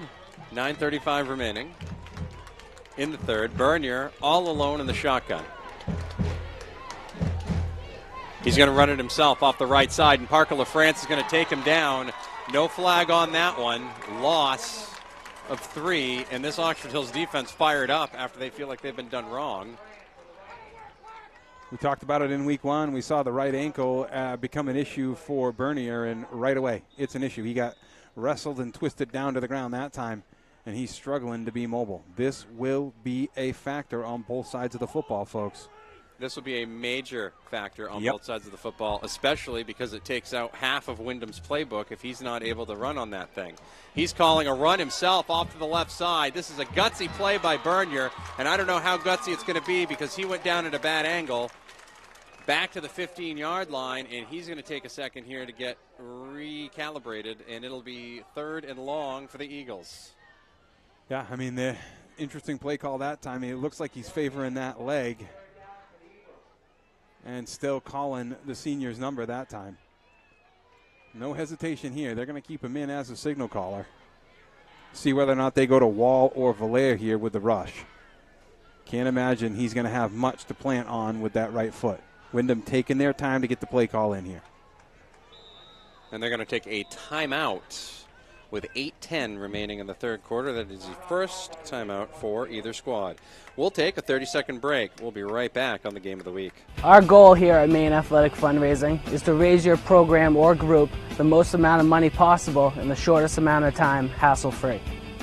Over the last 3 years, we've been able to raise over $10,000 every year, which has really allowed us to get the extra stuff the kids really need to run a successful program. One of our biggest goals at Maine Athletic Fundraising is to really develop a relationship on the ground with the coaches, the community, and the boosters that are involved, and help bring them together and understand how important it is to fundraise. 3rd and 13 for the Windham Eagles. 8:10 remaining in the third quarter. They lead the Oxford Hills Vikings 14-10. It is the game of the week from the Spectrum Healthcare Partners broadcast booth.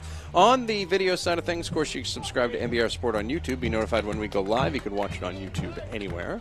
Catch it on demand after the show, and you can go back and look at that last hit that was so hotly contested to see if you thought it was worthy of a 15-yard penalty.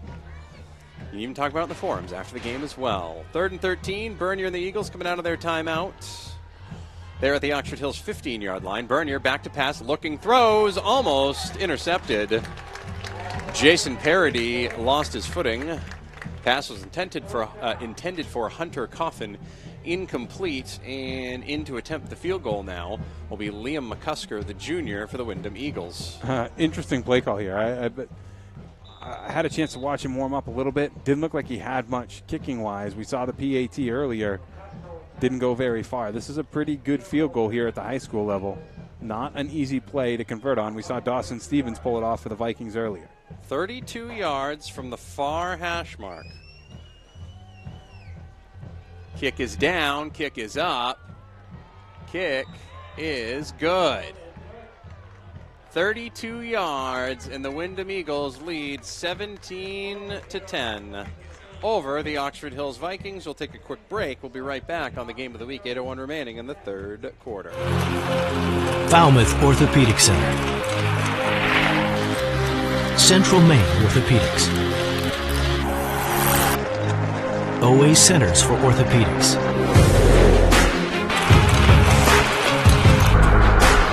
All play on the same team. Maine's top orthopedic practices have joined forces for more efficient and affordable orthopedic care.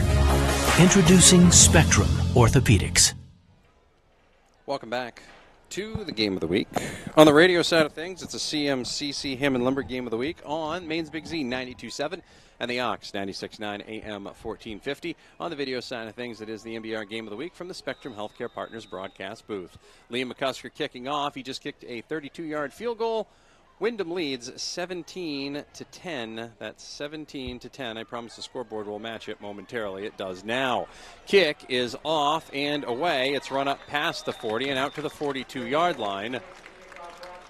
And that is where the Vikings will take over after turning it over on their last possession. Windham able to turn that into 3 points along with a dubious personal foul penalty. I think if you told J.J. Worcester that he was going to be able to return a couple of kicks today, he might have come into this game with a different level of excitement. Excited again to get the football that time.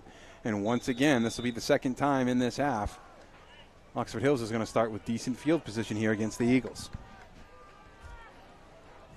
1st and 10. Carson in the shotgun. He's got Brown right next to him. He sends Stevens in motion. Fakes the handoff, rolls it out to the right. He's under pressure already. Now he keeps rolling. Throws, has a man. Behind Slicer and incomplete. Bernier throws him to the ground. 7:44 remaining. Clock stops. 2nd and 10. Ball at the 42. Seems right now like Oxford Hills is hitching their wagon to the pass game. I mean, they have. We've seen a lot of the success that they've had with Stevens. We've seen them use Turner in the past as well. They've tried a couple of jet sweeps with Slicer. Seems like the pass right now, they have a lot that they like, using the edge and looking for those freshmen in the secondary.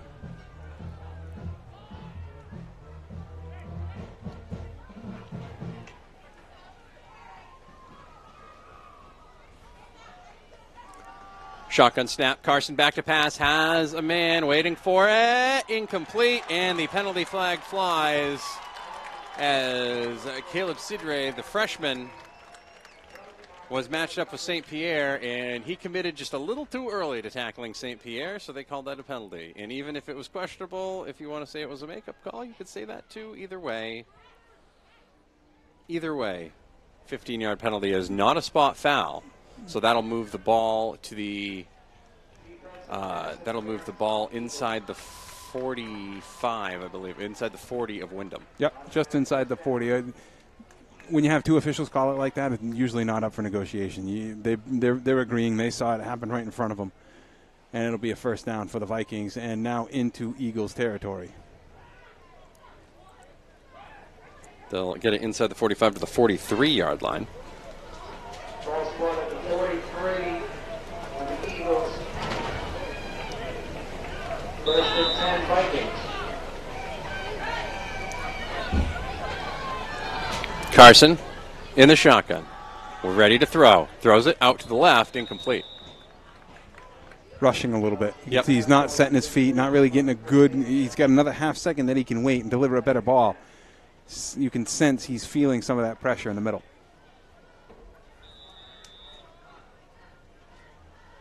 Stevens back in the ball game now.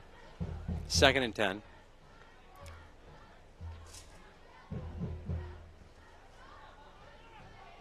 St. Pierre to the far side left, Slicer to the far side left, but he's in the slot, set back from the line.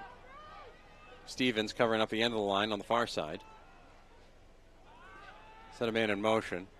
Handoff, Slicer, he's going to run it off the sweep. He's going to get it upfield, gets it back to the line, gets through and up to the 40-yard line. That'll be a gain of 3, and it'll be 3rd and 7.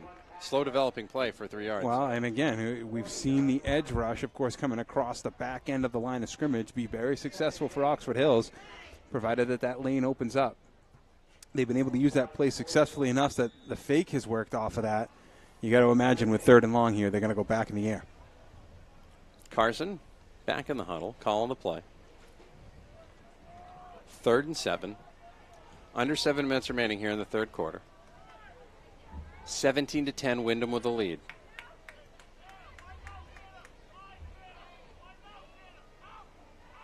Carson back to pass, under pressure, has to throw it, does. Caught by St. Pierre inside the 35, and they're going to say it's incomplete. Didn't hang on to it long enough. Tanner Bernier made sure that St. Pierre didn't haul that in. It would have been just shy of the first down anyway, but it would have been a much tougher call on 4th down.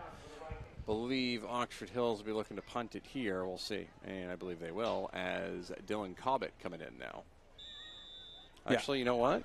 Carson's still out there. Let's see what they do. Carson is still out there. They're going to take a shot at it, Matty. Feel confident. I mean, that last play was plenty to get them a first down. St. Pierre collects that football, gets up the field. They got a fresh set. Oop, false start. No, you got a timeout somewhere. Windham? I believe it's on Windham. Yeah, Mr. Norton said Windham is how he pointed it. Okay. I believe. Yes. So that is the second charge timeout for Windham here. That is. We can refer to our handy-dandy chart. The timeout tracker. The timeout The timeout tracker has been updated. The timeout tracker has been updated. You know, while you're updating the timeout tracker, I guess I should probably take a peek on a couple of different things here. That Bonnie Eagle Thoughton Academy game? At the half, Lisbon up on Dirigo 20-0. Ooh. Coach Kate's on the B list this week. Yes. Also saw him on TV last night, too. Let's see, where are we at here? Why don't you give me some scores from today, gang? Like, Twitter kills me now. Like, can you give me the latest? Like, I don't care what happened 23 hours ago. It would help. If I did care what happened 23 hours ago, I would ask. I'd be like, hey, let me know what's going on here. But no, they don't do that. At the half, Bonnie Eagle leads Thornton Academy 27-14. Wow. We are back from the timeout now. 4th and 8. Carson back to pass, under pressure, looking, rolls out to his right. He's going to keep it, throws it. Stevens catches it at the 10. Into the end zone. Touchdown. They're going to say he's not behind the line of scrimmage. 40-yard touchdown pass, 41-yard touchdown pass from Carson's to Stevens, and it's 17-16. I'll tell you, an impressive play that time. Carson rolling out to his right-hand side, kept his eyes down the football field and Coach Haley at halftime talked about how quick Dawson Stevens is with the football in his hands, without the football in his hands. Got behind the second level of defense. Carson able to deliver the football down there to him. And now Oxford Hills looking to tie this one up. Snap down, kick up. Kick is no good. Wide left. Things usually go wrong if you go a little too far left. End of that drive, though. Oxford Hills gets within one. 17-16, 6:26 remaining in the third quarter. We'll be right back. Falmouth Orthopedic Center. Central Maine Orthopedics. OA Centers for Orthopedics.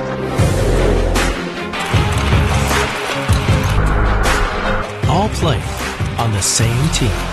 Maine's top orthopedic practices have joined forces for more efficient and affordable orthopedic care. Introducing Spectrum Orthopedics. Welcome back.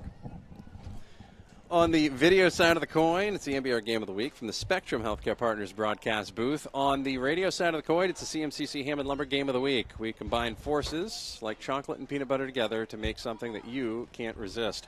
Oxford Hills, Windham. Oxford Hills trails Windham 17-16 with 6:26 remaining here in the third quarter. Dawson Stevens will be kicking off. He missed the extra point. However, he made a tremendous catch to get into the end zone. 41-yard touchdown pass from Colton Carson to Dawson Stevens, and we are tied. Coffin returns it for Windham, and he is tracked down for a loss, for not a huge return there. Colby Van Decker got him back at the 20, but he squirted up to the 25. Windham will start on the far side hash mark, up by one with 6:19 remaining in the third quarter. And it's going to be interesting to see if any type of taping has been done to Bernier's ankle or if he's just all set and will be able to get through We've seen Coach Perkins have to nurse a lead a couple of times this year so far. We've seen him play with a lead, and even just a single-point lead. A lead is a lead in this league. And so we'll see what kind of conservative method they come out with here. I don't think they can be overly aggressive with Bernier in that backfield.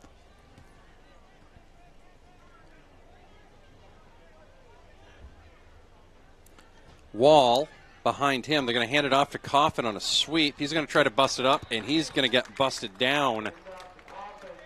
And that was number 49, J.J. Worcester, the 6'1" sophomore, making a big name for himself today with some good plays. Oh, getting himself an opportunity to make a couple of plays. That's anything that you're trying to do at this level. Can you shed the guy in front of you and actually get out, make a play with another teammate?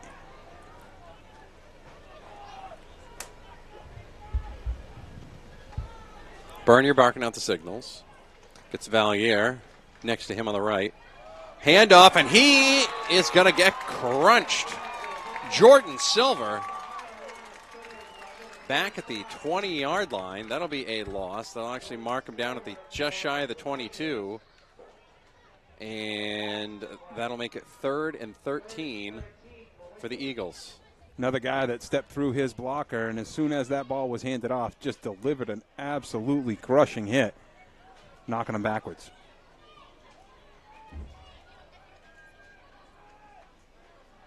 Bernier in the shotgun. They send a man in motion. That will be Cedre, the freshman. Back to pass. Looking, throws. They get the freshman, Cedre. It's complete. Shy of the 25 to the 24-yard line. That'll be a short gain of 3, and it'll be 4th and 10, and Windham is going to be forced to punt with 4:45 remaining here in the third quarter, up 1. Silver and Parity combined to wrap him up and bring him to the ground that time. Made him pay for it, too. Special teams going to play a factor. We've seen that missed PAT be a factor here. Stevens like an opportunity to return this punt, make up for it. Coffin is back inside the 15-yard line. He will punt it from the 16.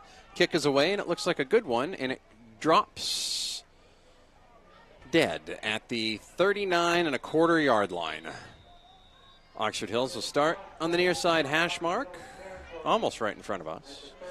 This Friday night, game of the week, Cape Elizabeth at Leavitt. That ought to be a matchup. That'll be a heck of a matchup. Ought to be a heck of a matchup between a couple of solid squads. That'll be this Friday night on Maine's Big Z 92.7, Sports Time 780, and right here on the video stream on MBR.org. Make sure you subscribe to MBR Sport on YouTube so you can be notified when we go live. That's at the vaunted Libby Field up in Turner. Yes, correct. Turner, Maine. Turner, Maine.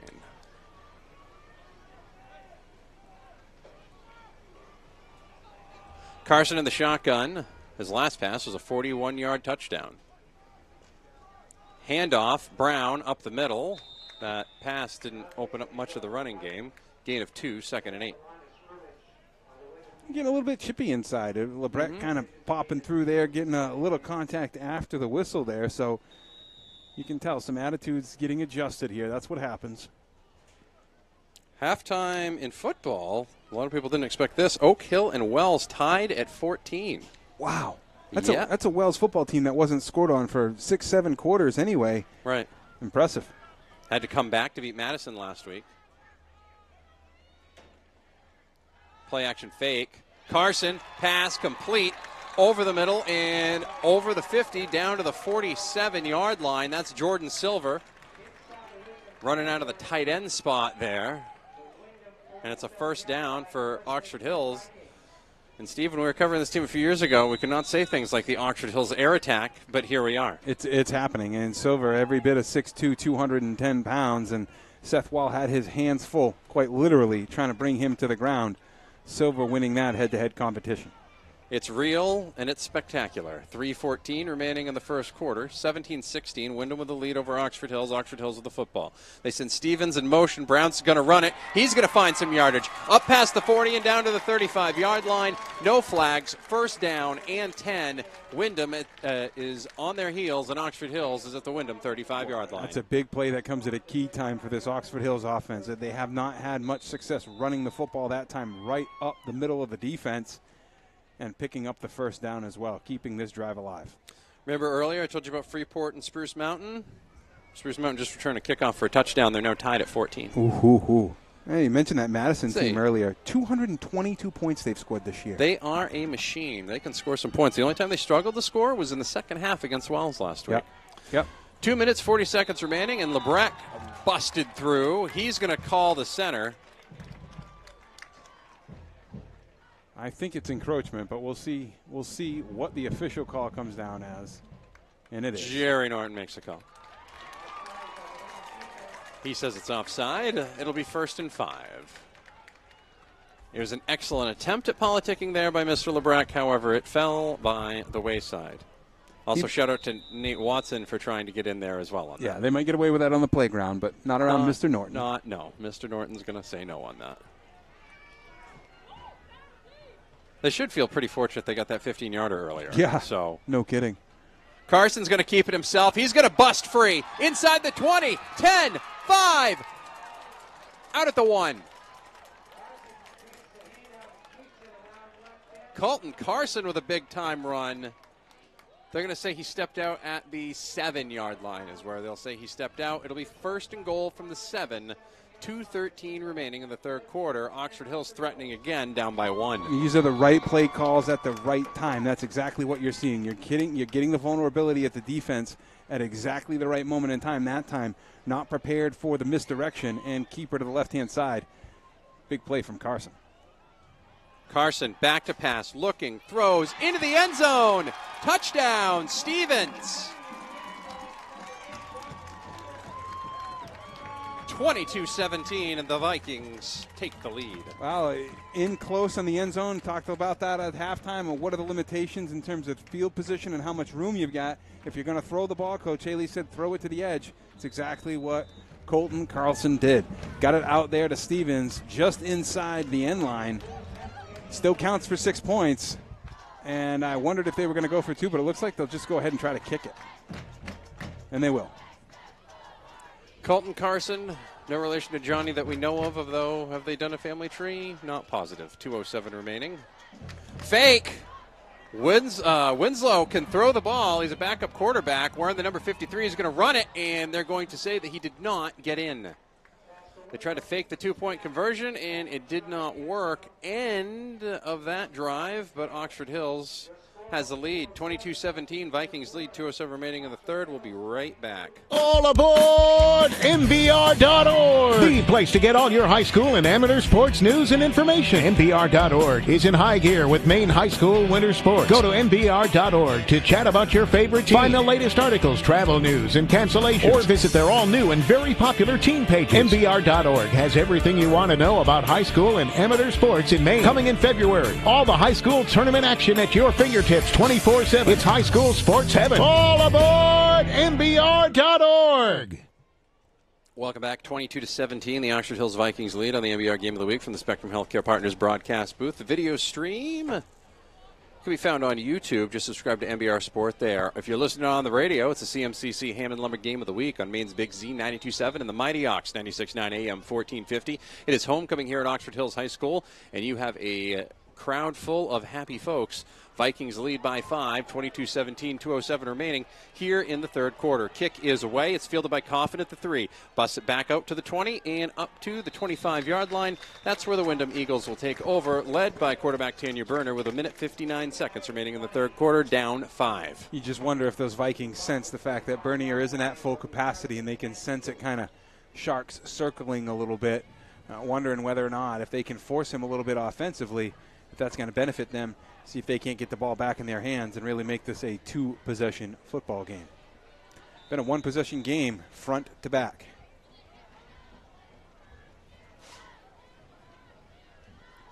Soup to nuts, if you will. Soup to nuts. Oh, yeah. There's probably all sorts of pine board on me. That's what it is. That's, yeah.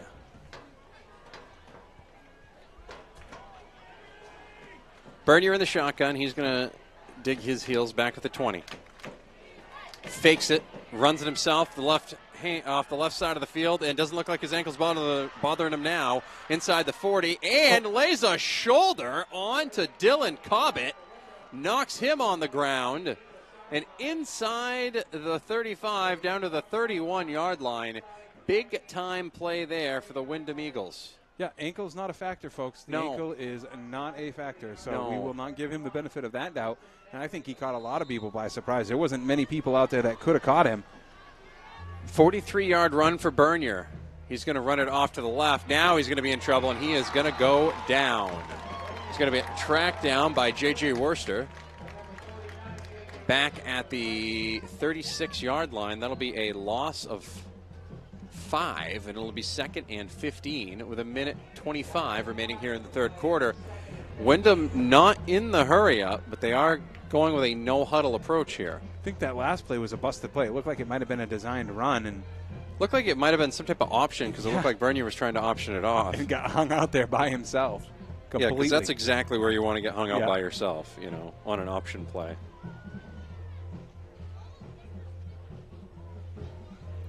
Bonnie Eagle leads Thornton Academy 27-14 as the second half begins. Here, that run goes absolutely nowhere. Ian Trafford got torpedoed back at the line of scrimmage, and it is 3rd and 15 now. Stevens and Silver in on the tackle that time. Stevens wrapping him up low. Silver coming in, hitting high. You hit him high, I'll hit him low. Hey, if that's what works and brings him down. Haven't seen Windham have a whole lot of success in 3rd and long so far in this game. Bernier looks over to the sidelines. Under 20 seconds remaining here in the third. Back to pass. Bernier well over the head of Valaire. Incomplete. This will be 4th and 15 with a little under 14 seconds remaining. 22-17 Oxford Hills. Looked like a double move that time, trying to get Valliere going back towards the sideline. Bernier would have had to get rid of it just a little bit sooner, and he didn't. I have no doubt in my mind they are going to try to go for this and pick up a first down here. I think you're 100% right.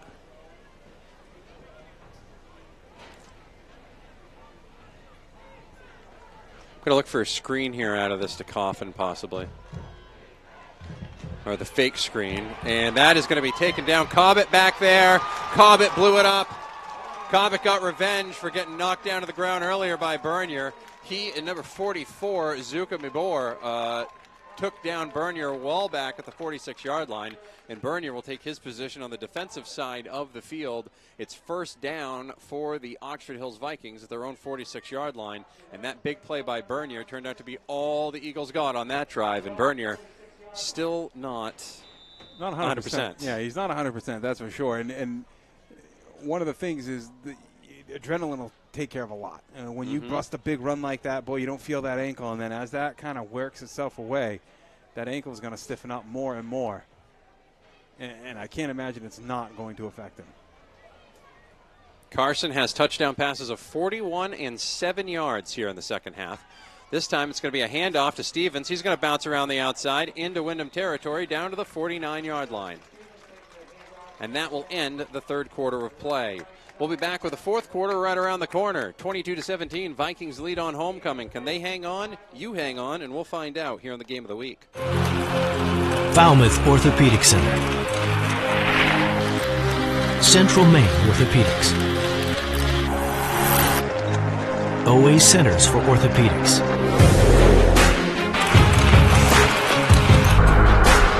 All playing on the same team. Maine's top orthopedic practices have joined forces for more efficient and affordable orthopedic care. Introducing Spectrum Orthopedics. Our goal here at Maine Athletic Fundraising is to raise your program or group the most amount of money possible in the shortest amount of time, hassle-free. Over the last 3 years, we've been able to raise over $10,000 every year, which has really allowed us to get the extra stuff the kids really need to run a successful program. One of our biggest goals at Maine Athletic Fundraising is to really develop a relationship on the ground with the coaches, the community, and the boosters that are involved, and help bring them together and understand how important it is to fundraise. Welcome back on the video side of the ledger. It's the MBR Game of the Week from the Spectrum Healthcare Partners broadcast booth. The coaches' interviews that we do for pregame, they're brought to you by our friends at Maine Athletic Fundraising. No risk, no upfront cost, no minimums. Visit them today and find out more how they can help you with your fundraising needs at maineaf.com. No, that doesn't mean what you think it means. 22-17, Vikings lead. Start of the fourth quarter. 2nd and 5, and it'll be 2nd and 10 as Jordan Silver got off a little bit early there. Yeah, he heard the starters. He heard the starters gun at the track, and it hadn't gone off yet. I guess I probably forgot to tell you I was going to watch the game later, and I didn't know, and I was looking out. But now I don't have to, which is cool. Good. Yeah. Good. Which is nice. Now I can actually get that extra nap, so that's all good. And apparently, Offsides, for Oxford Hills, even better, it's an encroachment penalty. And I think things are even from the personal foul earlier, because the personal foul plus the unsportsmanlike conduct. Was that an IOU from the first? I think between that and the pass interference, I think we're all equaled out now. Okay, everybody's happy. It is 2nd and short. How do you get 5 yards and twice and not get a first down? Carson gets the first down inside the 40 and down to the 35-yard line, and you're going to have a flag thrown as you've got a personal foul penalty that's going to be called on Windham. Be a face mask. Yep. Late. Somebody reached in there, really reefed on a Carson's helmet. That was Braxton Cassidy, I believe, that had a hold of him.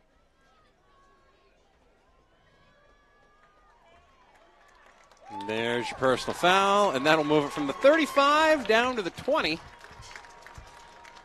And Windham fans are like, yeah, because Oxford Hills needs the help right now.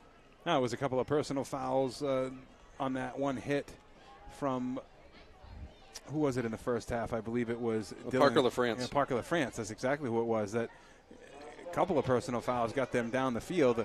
See if Oxford Hills here can benefit from the fact that they are getting an advance in their field position here and well within striking distance with Carson's arm. Carson fakes the handoff, rolls out to his right, throws it into the end zone just over the outstretched arm of Silver, incomplete. He had it. That was a good throw, and here's the thing, Steve, that I really liked about that, even though it was incomplete, he threw it where only his guy was going to have a chance to catch it. Yeah, I mean, that was a really, really good play design. It looked like it was going to be a run to the left-hand side. It was a play action. Carson able to draw it back, roll out to his strong side, his right-hand side, and try to deliver a ball out in front of Silver that only Silver could get. Just missed on that. Oxford Hills leads 22-17. There's 11 minutes and 38 seconds remaining here in the fourth quarter. They are driving. They're at the Windham 20-yard line. On the radio side of things, it's a CMCC Hammond Lumber Game of the Week on Maine's Big Z 92.7 and the Ox 96.9 AM 1450. Video stream, MBR.org. Colton Carson back to pass throws. That is complete inside the 10 and outside the 5 down to the 7-yard line. It's a nice play and catch there by Dawson Stevens, and the Vikings continue to be in business. It is now 1st and goal after that 12-yard catch and run. Continue to go right at the freshman out on the right-hand side there, Caleb Cedre. Tell you, he did a nice job with the coverage, but he's playing off enough that Carson's got a strong enough arm that he can get the ball out to him and pick up a couple of yards. And they're making sure to look for him in the second half. They didn't look for him all that much in the first half. Yep. Carson hands it off. Brown gets inside the 5, and that will be that. And it will be 2nd and goal. I think they can use the fact that they've got a little bit of a lead here, and this would be a pretty good cushion for them if they can even put 3 points on the board here. That's the way Coach Soren's thinking about this. I mean, he wants 6. He'd like to get 7. But 3 points on the board here makes this an 8-point game, makes it a full possession game. Wonder whether or not they go to the play action here. Feel pretty confident leaving the ball on the shoulder of Colton Carson. Carson looks over to the sidelines, the Windham sidelines, which was odd. And then you're going to have a delay of game entirely too long on that one, and that's going to back you up 5 yards. Vikings still have all 3 timeouts with 10:30 remaining here in the fourth quarter. Heard Coach Soren talk about it a lot in the pregame earlier this week on the B list, the mental mistakes, limiting the amount of mistakes, limiting those easy mistakes, those correctable things. Delay a game penalty like that, deep in Eagle territory, it's exactly what he's trying to talk about. Got to convert points here. 2nd and goal. Back at the 9. Carson hands it off to Brown. Up the middle. He's going to keep going, and he's going to be just shy of the end zone. But now makes it a much more manageable 3rd and goal. Tell you, Brown just kind of pinballed around in there. Looked like he might have been brought down at the 1st, 2nd, even 3rd contact, but still kept on going. And then almost looked like he was going to trudge into the end zone, but fell just shy. They're going to mark him down at the 2, which is where his knees were down. Carson gets back into the huddle. There's under 10 minutes remaining here in the fourth quarter. It's a 5-point lead for the Vikings. Touchdown and an extra touchdown, and it would make it a 2-score game. They're also in field goal range if need be. Handoff, Brown up the middle into the end zone. Touchdown, Vikings. Tell you, it was the pass game that got him down the football field, but in the end, it's the rush game that gets some points on the board. And the 5'8", 180-pound junior Emerson Brown with a couple of key carries here early in this fourth quarter to give his Vikings football team an 11-point lead. 9:40 remaining in the fourth, 28-17 Vikings. Winslow to hold. Stevens to kick. Kick is up. Kick is good, and it's 29-17. They say no good? Flag on the play? Flag on the play? Or did the flag just fall out of his pocket? I think the flag just fell out of a pocket. No, they're just putting it away. We got something going on. I'll go ahead and change the score now for the moment. We'll wait, and the officials will maybe tell us something. It's on Windham, so the score will stand. All right, so it's declined. 9:40 remaining here in the fourth quarter. 29-17, Vikings with a lead. We'll take a quick break. We'll be right back here on the Game of the Week. Our goal here at Maine Athletic Fundraising is to raise your program or group the most amount of money possible in the shortest amount of time, hassle-free. Over the last 3 years, we've been able to raise over $10,000 every year, which has really allowed us to get the extra stuff the kids really need to run a successful program. One of our biggest goals at Maine Athletic Fundraising is to really develop a relationship on the ground with the coaches, the community, and the boosters that are involved, and help bring them together and understand how important it is to fundraise. All aboard MBR.org, the place to get all your high school and amateur sports news and information. MBR.org is in high gear with Maine high school winter sports. Go to MBR.org to chat about your favorite team. Find the latest articles, travel news, and cancellations. Or visit their all-new and very popular team pages. MBR.org has everything you want to know about high school and amateur sports in Maine. Coming in February, all the high school tournament action at your fingertips 24/7. It's high school sports heaven. All aboard MBR.org. Welcome back. Kickoff just happened, and Matty Babb got it, and he got crunched. He is down at the 28-yard line. They're looking at him right now. Other places that we're at right now, 9:32 remaining in the fourth quarter. Vikings lead 29-17 over the Windham Eagles. That was quite a tackle there, Steve. Oh, he got hit by 2 or 3 Vikings at the same time. Pretty good kick that time by Stevens, and good aggressive coverage down the field by Oxford Hills. And it seemed like just as Babb was finding an open spot, got nailed by a couple of Vikings and went down hard. 12-point lead here for the Vikings. Try to get you some scores or some other things that are going on around out there. Michael Hoffer is at the one between Bonnie Eagle and Thornton Academy, and that one not turning into much of a game. 35-14 now, Bonnie Eagle leads. Wow. Connor Soroy hits Menard for a touchdown, an 11-yard touchdown on 4th and goal. Sprague with a 2-point run makes it 35-14. Still in the third quarter. How about that? At Paul Hill Stadium. It's Bonnie Eagle Club, but we've seen a couple of times. I know a lot of people thought Thornton was going to be the class of Class A this year, but I think the green and white has got something to say about that. Matty Babb is back up. Looks like he's favoring the left leg. Left lower quarter. Lower body injury. Lower body injury. How about a soccer score today? Please. Lewiston soccer? Not the best one for Oxford Hill Soccer for their homecoming. 11-1 Lewiston wins. Wow. Soccer. Yep. Okay. 11-1. It's a talented club, and good to see Coach Mike McGraw be nationally recognized as one of the top coaches in the country. A lot of people have been through the system at Lewiston. A lot of the coaches that you have, both in Lewiston and Edward Little, even in communities beyond, have either played for Mike, coached under Mike, or been influenced by him in some way, shape, or form. And it's good to see a guy like that get the national recognition on that kind of a stage.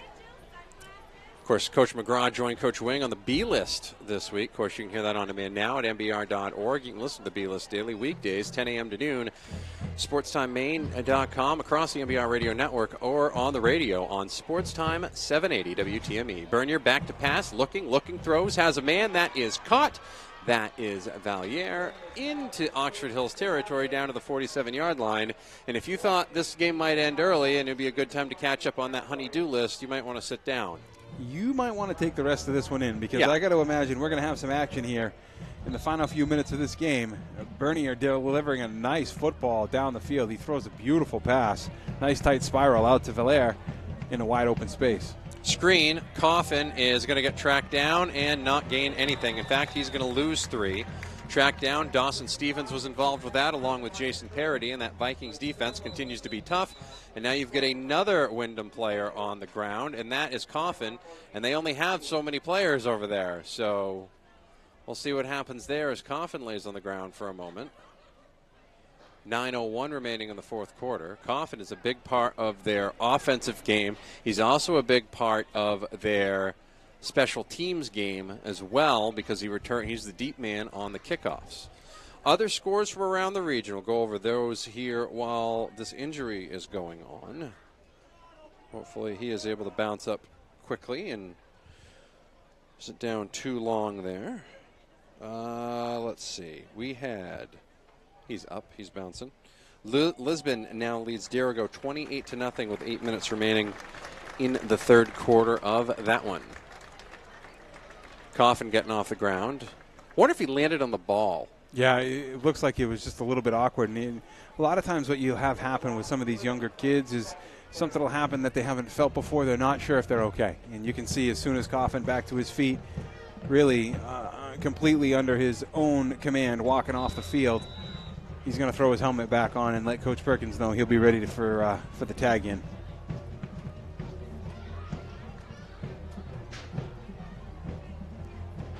Windham looks over to the sidelines. Bernier, 8:40 remaining, and the clock is ticking. Handoff will go up the middle, and that will be number 32, Ian Trafford. Last time he ran the ball, he got stuffed at the line. This time, much better result. That'll be a gain of 7 up to the 42-yard line, and that will make it third and 5 for the Eagles with 8:20 remaining in the fourth quarter. Clock ticking. 29-17 Vikings for those of you listening on the radio. That's why I give the score here, so you're wondering, why am I watching a video stream? This guy's giving the score. Well, because we also put it on the radio.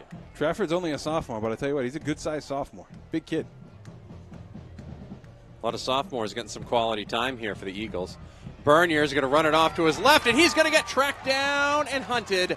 Parker LaFrance spins him down back at the 45-yard line. At the 44 is where they'll mark him. That'll be a loss of 2, and it will be 4th and long with 7:45 remaining here and only one timeout remaining for Windham, so they're going to have to come up with something here on 4th down by 12. LaFrance taking the role of disruptor here, and he has been busting up plays since that second quarter all the way through this second half.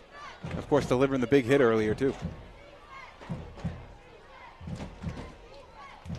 Bernier in the shotgun, dropping back to pass, looking, throws, tapped, incomplete. Tapped away. Nice play there by Jason Parody, who got a hand on it. Stops the clock with 7:15 remaining. And the Oxford Hills Vikings will take over on downs. Protect the football. Protect the football. Squeeze, hold that thing close. This becomes the critical component when you're playing with a nice big lead. Oxford Hills with an opportunity here for an impressive homecoming victory if they can hang on in this final 7 minutes. It didn't take long for Deering to put 19 points on the board last night, having scored none up until that point in a similar predicament. Well, I think, and if you look and follow MBR Radio on Twitter, you saw the highlights last night. One of the greatest onside kicks I've ever seen in high school football history. Yep. Carson takes a shot from his own man, but he's okay. He gets his helmet on and keeps it on. Took a little shot there from Stevens, and he gets up for a first down to the 46-yard line. And Jordan Silver got hit, and he's getting up here real quick, or trying to get up anyways. Taking a little bit of extra time. He's bouncing off. He's okay. He's going to have to come out for a play. Jillian Burrell comes out. Take a look at him. That's the rules. Got to take at least one off. That's a safe rule. I like that rule. Nobody should be opposed to that one. Nope. Actually, they're going to mark him just short, it looks like. It'll be 2nd and a centimeter. Or now they're going to call for the measurement. I'm going to go on record and say this is a first down, Steve. I'm going to go on record. You got a good angle. You're looking right at it. I feel confident. This is well beyond the chains. I don't know. Maybe the chain is there. Do you think it's possible there's a minimum amount that the chains have to be on the field? Here's what I think. I think it's 2017. Have we not come up with a different way that 29 we can we do this? Like, really? Are we still doing it 2 poles connected to a chain? Can't we have a laser beam? Yeah. My God. You know, right. Can't we have a laser beam that goes for, you know what you do? Okay, drum roll. This is what you do. You take your first down marker on one side instead of the chains, okay, and that's a first down by the nose of the football. Good eye, Matty. Thank you. Now, keep in mind, I've gotten those wrong even on the sidelines before. No, we don't talk about that. You got this one right. That's the important thing. Even the sun shines at a dog's rear end once a day, you know, depending on where the dog is sitting. But they really wanted to double that up there. But what you do is you put 2 first down markers on each side, or you could even put little laser beams on the yard markers on the yardstick from each side. And it breaks or it doesn't. And it either breaks it or it doesn't, and there's something in the ball that beep. That's all it is. It's got to already exist. You could put it right on the end zone. They have that stuff for tennis, right? The beeps and everything for the football, foot faults. Yep. They know everything that goes on with that. Digitize the whole court. Yep.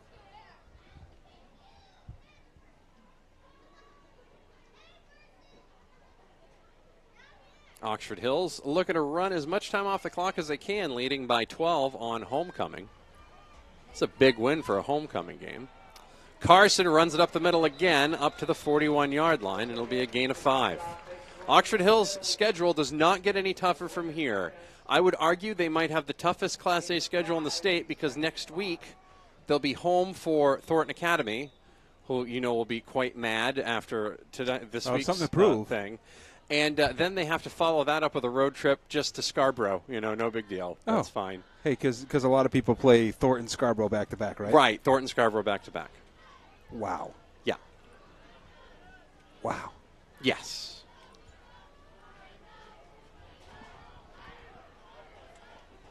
Handoff. Brown. He's finding some running room now up to the 36-yard line. I think this Windham defense is finally starting to get worn out. They've been on the field for most of the second half. I think you're seeing the cumulative effect of they've really been – the war of attrition has gone towards the Vikings.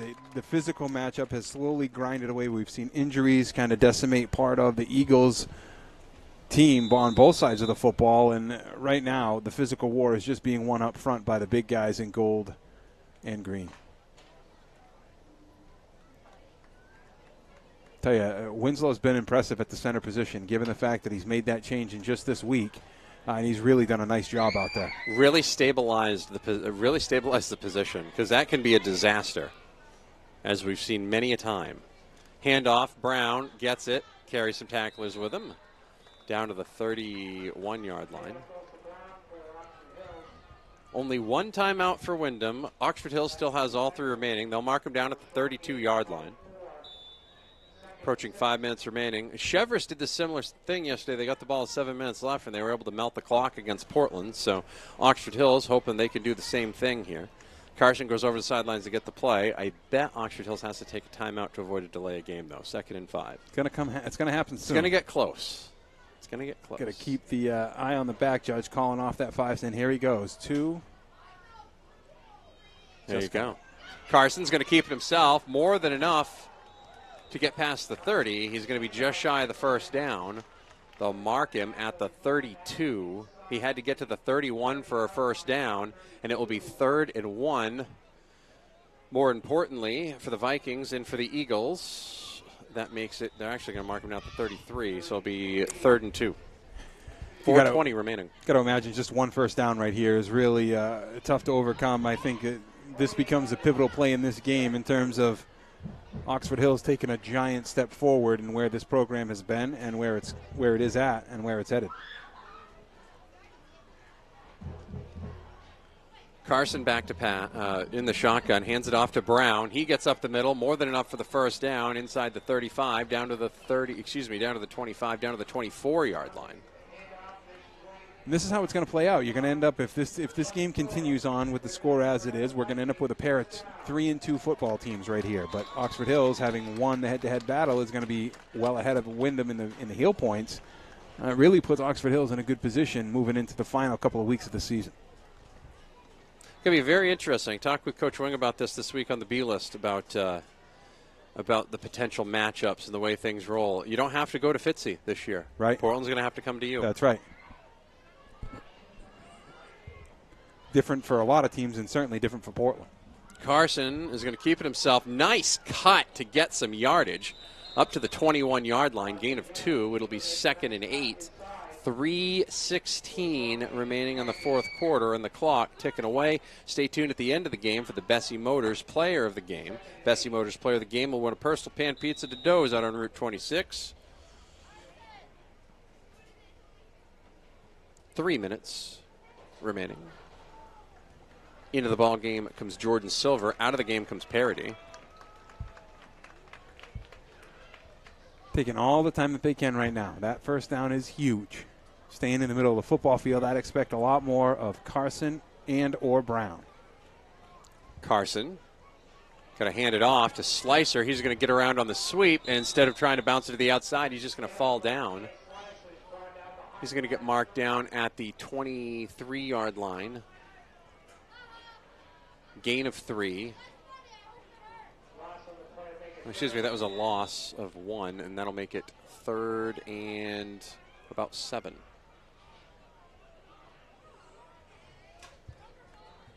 Excuse me, 3rd and 10. 3rd and 10. 3rd and 10. 3rd and 10. I don't know why I was having such a difficult time with that. I'm like, no, that's not 7. That's definitely 10. Can't imagine they're going to throw it here and stop the clock. Approaching 2 minutes remaining. Back to passes. Carson looks, throws, has a man, and he's wide open. That is Dylan Cobbett, and Cobbett is inside the 10 and down to the 6-yard line, and at some point they're going to have to blow the whistle. Stops the clock with 1:45 remaining, and Cobbett wide open. Well, I think Windham was thinking a lot like I was. They're not going to throw the ball and risk stopping the clock, but that's just what they did. So loaded the box and bid on the play fake that time. And Carson did the appropriate thing. Looked for Corbett, found him, and got the ball out to him. 1:35 and the clock ticking here at the Gouin Athletic Complex. It's good to see guys like Cobbett, good to see guys like LaFrance get in and make huge, impactful plays front to back in this game. Carson and Dawson Stevens get a lot of attention. These other guys are big role players. Handoff, Brown up the middle. Doesn't gain anything. Windham has only one timeout left. I don't believe they're going to take it. And at this point, Oxford Hills can just take 2 knees, and they can do the victory formation on homecoming. And, Steve, when they came into Class A North just a few years ago, there was a lot of talk, boy, Edward Little and Lewiston and Oxford Hills are really going to struggle with the Windhams and Portlands and Cheverses for a really, really long time. Now when you look at the statistics at right now, you look at the top, Edward Little's undefeated, Oxford Hills is at 3-2, and Oxford Hills has defeated Windham, and they defeated Portland. Wasn't but a couple of years ago, Matty. Carson takes 1 knee there. It wasn't but a couple of years ago when we redistributed these leagues and we saw Portland was going to become an Edward Little and Oxford Hills and Lewiston. And, I mean, a lot of the conversation around town was, can the Oxford Hills, Lewiston ELs, can they compete with these guys? And I can remember a homecoming game, legitimately not long ago, between Portland and Oxford Hills that went the wrong way. This is exactly what a lot of people have anticipated and expected, and it's a credit to Coach Soren and his staff. That's what happens when you leave a little longevity going. Yeah, huh? No doubt. Matt Perkins' crew had the lead at halftime, but they weren't able to overcome the Vikings in the second half. Final score, Oxford Hills 29, Windham 17 on homecoming. It's the game of the week. We'll take a quick break. We'll come back with your Bessie Motors player of the game right here on the radio side of things. The CMCC Hammond Lumber game of the week on Maine's Big Z 92.7 and the Ox 96.9 AM 1450. Video stream at MBR.org. We'll be right back. Falmouth Orthopedic Center. Central Maine Orthopedics. OA Centers for Orthopedics.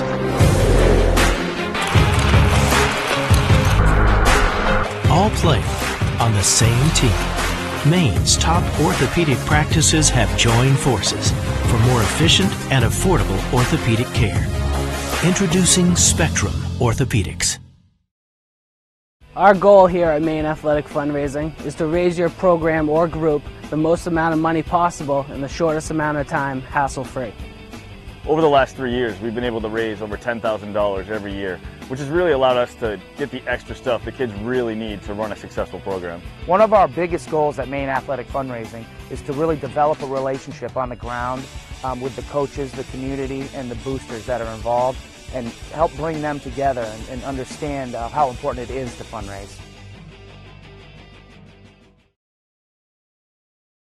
All aboard MBR.org, the place to get all your high school and amateur sports news and information. MBR.org is in high gear with Maine high school winter sports. Go to MBR.org to chat about your favorite team. Find the latest articles, travel news, and cancellations. Or visit their all-new and very popular team pages. MBR.org has everything you want to know about high school and amateur sports in Maine. Coming in February, all the high school tournament action at your fingertips 24/7. It's high school sports heaven. All aboard MBR.org. Welcome back to the game of the week from the Spectrum Healthcare Partners broadcast booth. It is the post-game show. The Oxford Hills Vikings put on quite a show today. They fell down 17-10 and came back and with 19 unanswered. I couldn't even do that math because there was a nice round number at the end. There you go. 29-17. The Vikings won this football game. We'll be back on the radio side in just a moment. I want to run through a couple of housekeeping things here on the video side of things. Just a reminder, our coaches' interviews are a part of our Maine Athletic Fundraiser Friday series. No risk, no upfront cost, no minimums. Find out more at maineaf.com. Reminder, MBR All-Star Weekend is happening November 18th and 19th. To nominate players or accept an invitation, visit mbr.org. Also listen to all the games at mbr.org as well. Reminder on Friday night, we will be back at the football field. Which one, though, will be at Levitt? Libby. Yes, Cape Libby Elizabeth Field, at Levitt. Cape Elizabeth at Levitt. That'll be the Friday game. We are looking ahead to the week ahead. We might have a pretty unique, interesting one that you probably wouldn't have expected on the board, but we'll announce that when it gets to that point. On the radio side of things, we are back. It's the CMCC Hammond Lumber Game of the Week. Final score, Oxford Hills 29, Windham 17. Time for the Bessie Motors Player of the Game. The Bessie Motors Player of the Game wins a personal pan pizza to Doe's out on Route 26. Steve, what do you think? You know who I think should get it? Oh, who? The guy who selflessly changed his position, not an easy position to do. Yes. I think Tasker Winslow. Moving to center, no issues with that center quarterback exchange. Tasker Winslow gets my hat nod for player of the game. You know what? I will agree with that as well. And you know why I'm going to agree with that? Because Coach Wynn, Coach Haley said at the half there was no leakage from that line, which, as Coach Haley pointed out, the center has two responsibilities, to snap the ball to the quarterback and to do the correct blocking assignment. So, yes, Bessie Motors Player of the Game, Tasker Winslow, from going from cornerback to center. Imagine Deion Sanders doing that. Yeah, no, I would love to see it. Yeah, I would. Yeah, well, there'd be a leaky middle if Deion Sanders was the center. You can guarantee that. There would be a lot of leakage there. I can pretty much sum that right up for you. Final score, Oxford Hills 29, Windham 17. We'll be back at it on Friday night. Get a full schedule at mbr.org. Catch you next time.